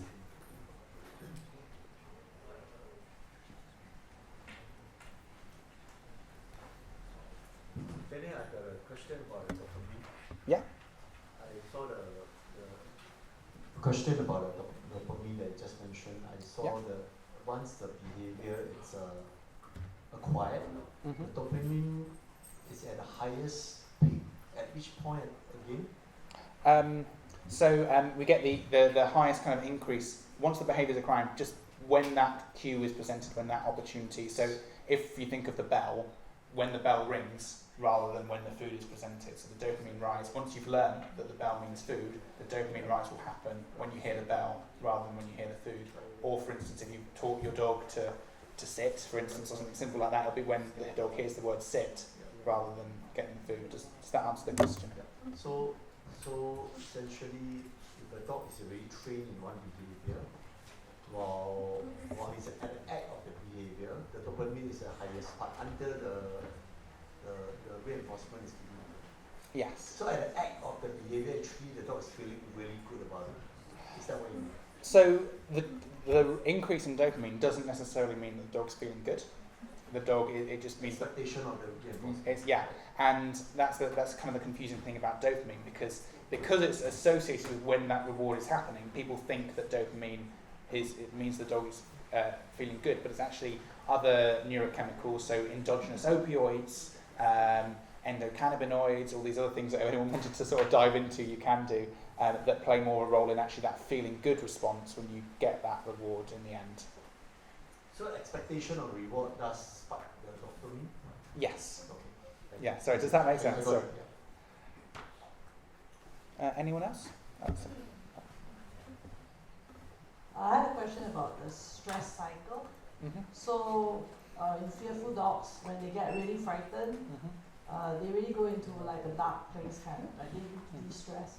How long does it take for them to actually de-stress? I heard it's like at least 36 hours. Is there a way to speed it up? So I would say it depends on the dog.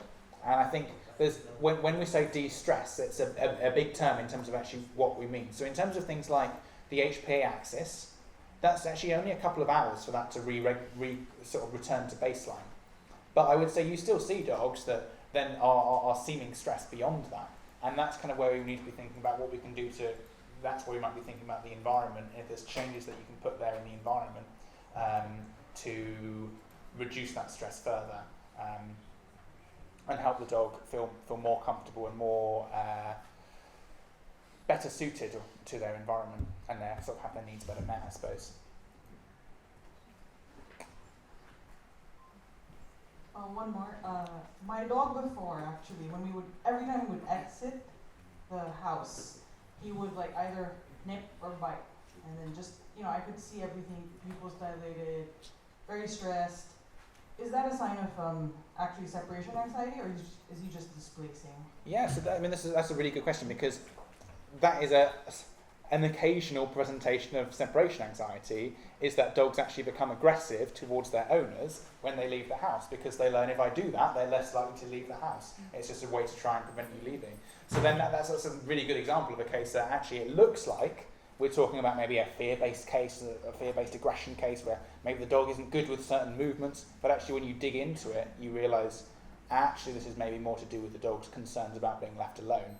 And the best way to identify if it's concerns about being left alone is to do something like set up a camera whilst you're out of the house so you can see the dog's behaviour and when you have left. Okay, so it's not necessarily considered like having separation anxiety when I exit the door and he tries to bite. Is that? It might, yeah, no, I mean it might be a sign of separation anxiety. It might be a sign that the dog's concerned about you leaving, yeah. Okay, that's all. Thank you.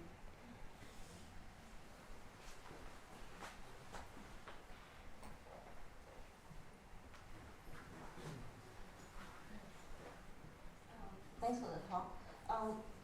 I work with quite a few homeowners because I'm a mobile dog groomer. So what happens is that many dogs, sometimes they actually do not do their, for example, their nail clipping, which results in very long nails. And it's inevitable that you have to, cut it off and then it might hurt them. So in such a case, right, how can homeowners try to desensitize them so that in the future they can actually cut the nails of the dogs? Yeah, I mean, it's difficult, isn't it? Right. I mean, obviously, the best thing, as you say, is if you can get the dog to come in more regularly. But then also thinking about things you can do to kind of replicate that experience. Actually, just someone holding the dog's paw and associating that with something positive happening. So we associate that with a positive experience. Things like practicing even kind of just moving around kind of the claws, and practicing something going around the claws. Like even if they don't have clippers. Thinking about, they can practice like with a pen even, or some scissors even, just not hurting the dog, but just moving it so they get the feeling of that kind of metal thing going near their paw. And then also that's the resilience conversation as well, actually doing some of this stuff that might not seem related to grooming. So if your dog then does end up in that situation that's a little bit challenging, like for that dog, going to the groomers means that they can cope a little bit better. It's a little bit like, this is new, but I know how to deal with it. Thank you very much. No problem. Any other questions? Okay, if not, can everybody please join me in putting our hands together for Daniel again? So we've come to the end of the seminar. So for those of you guys who require CEU points, you can scan this QR code on the screen to get the CEU points. And also to give some feedback, that would be great.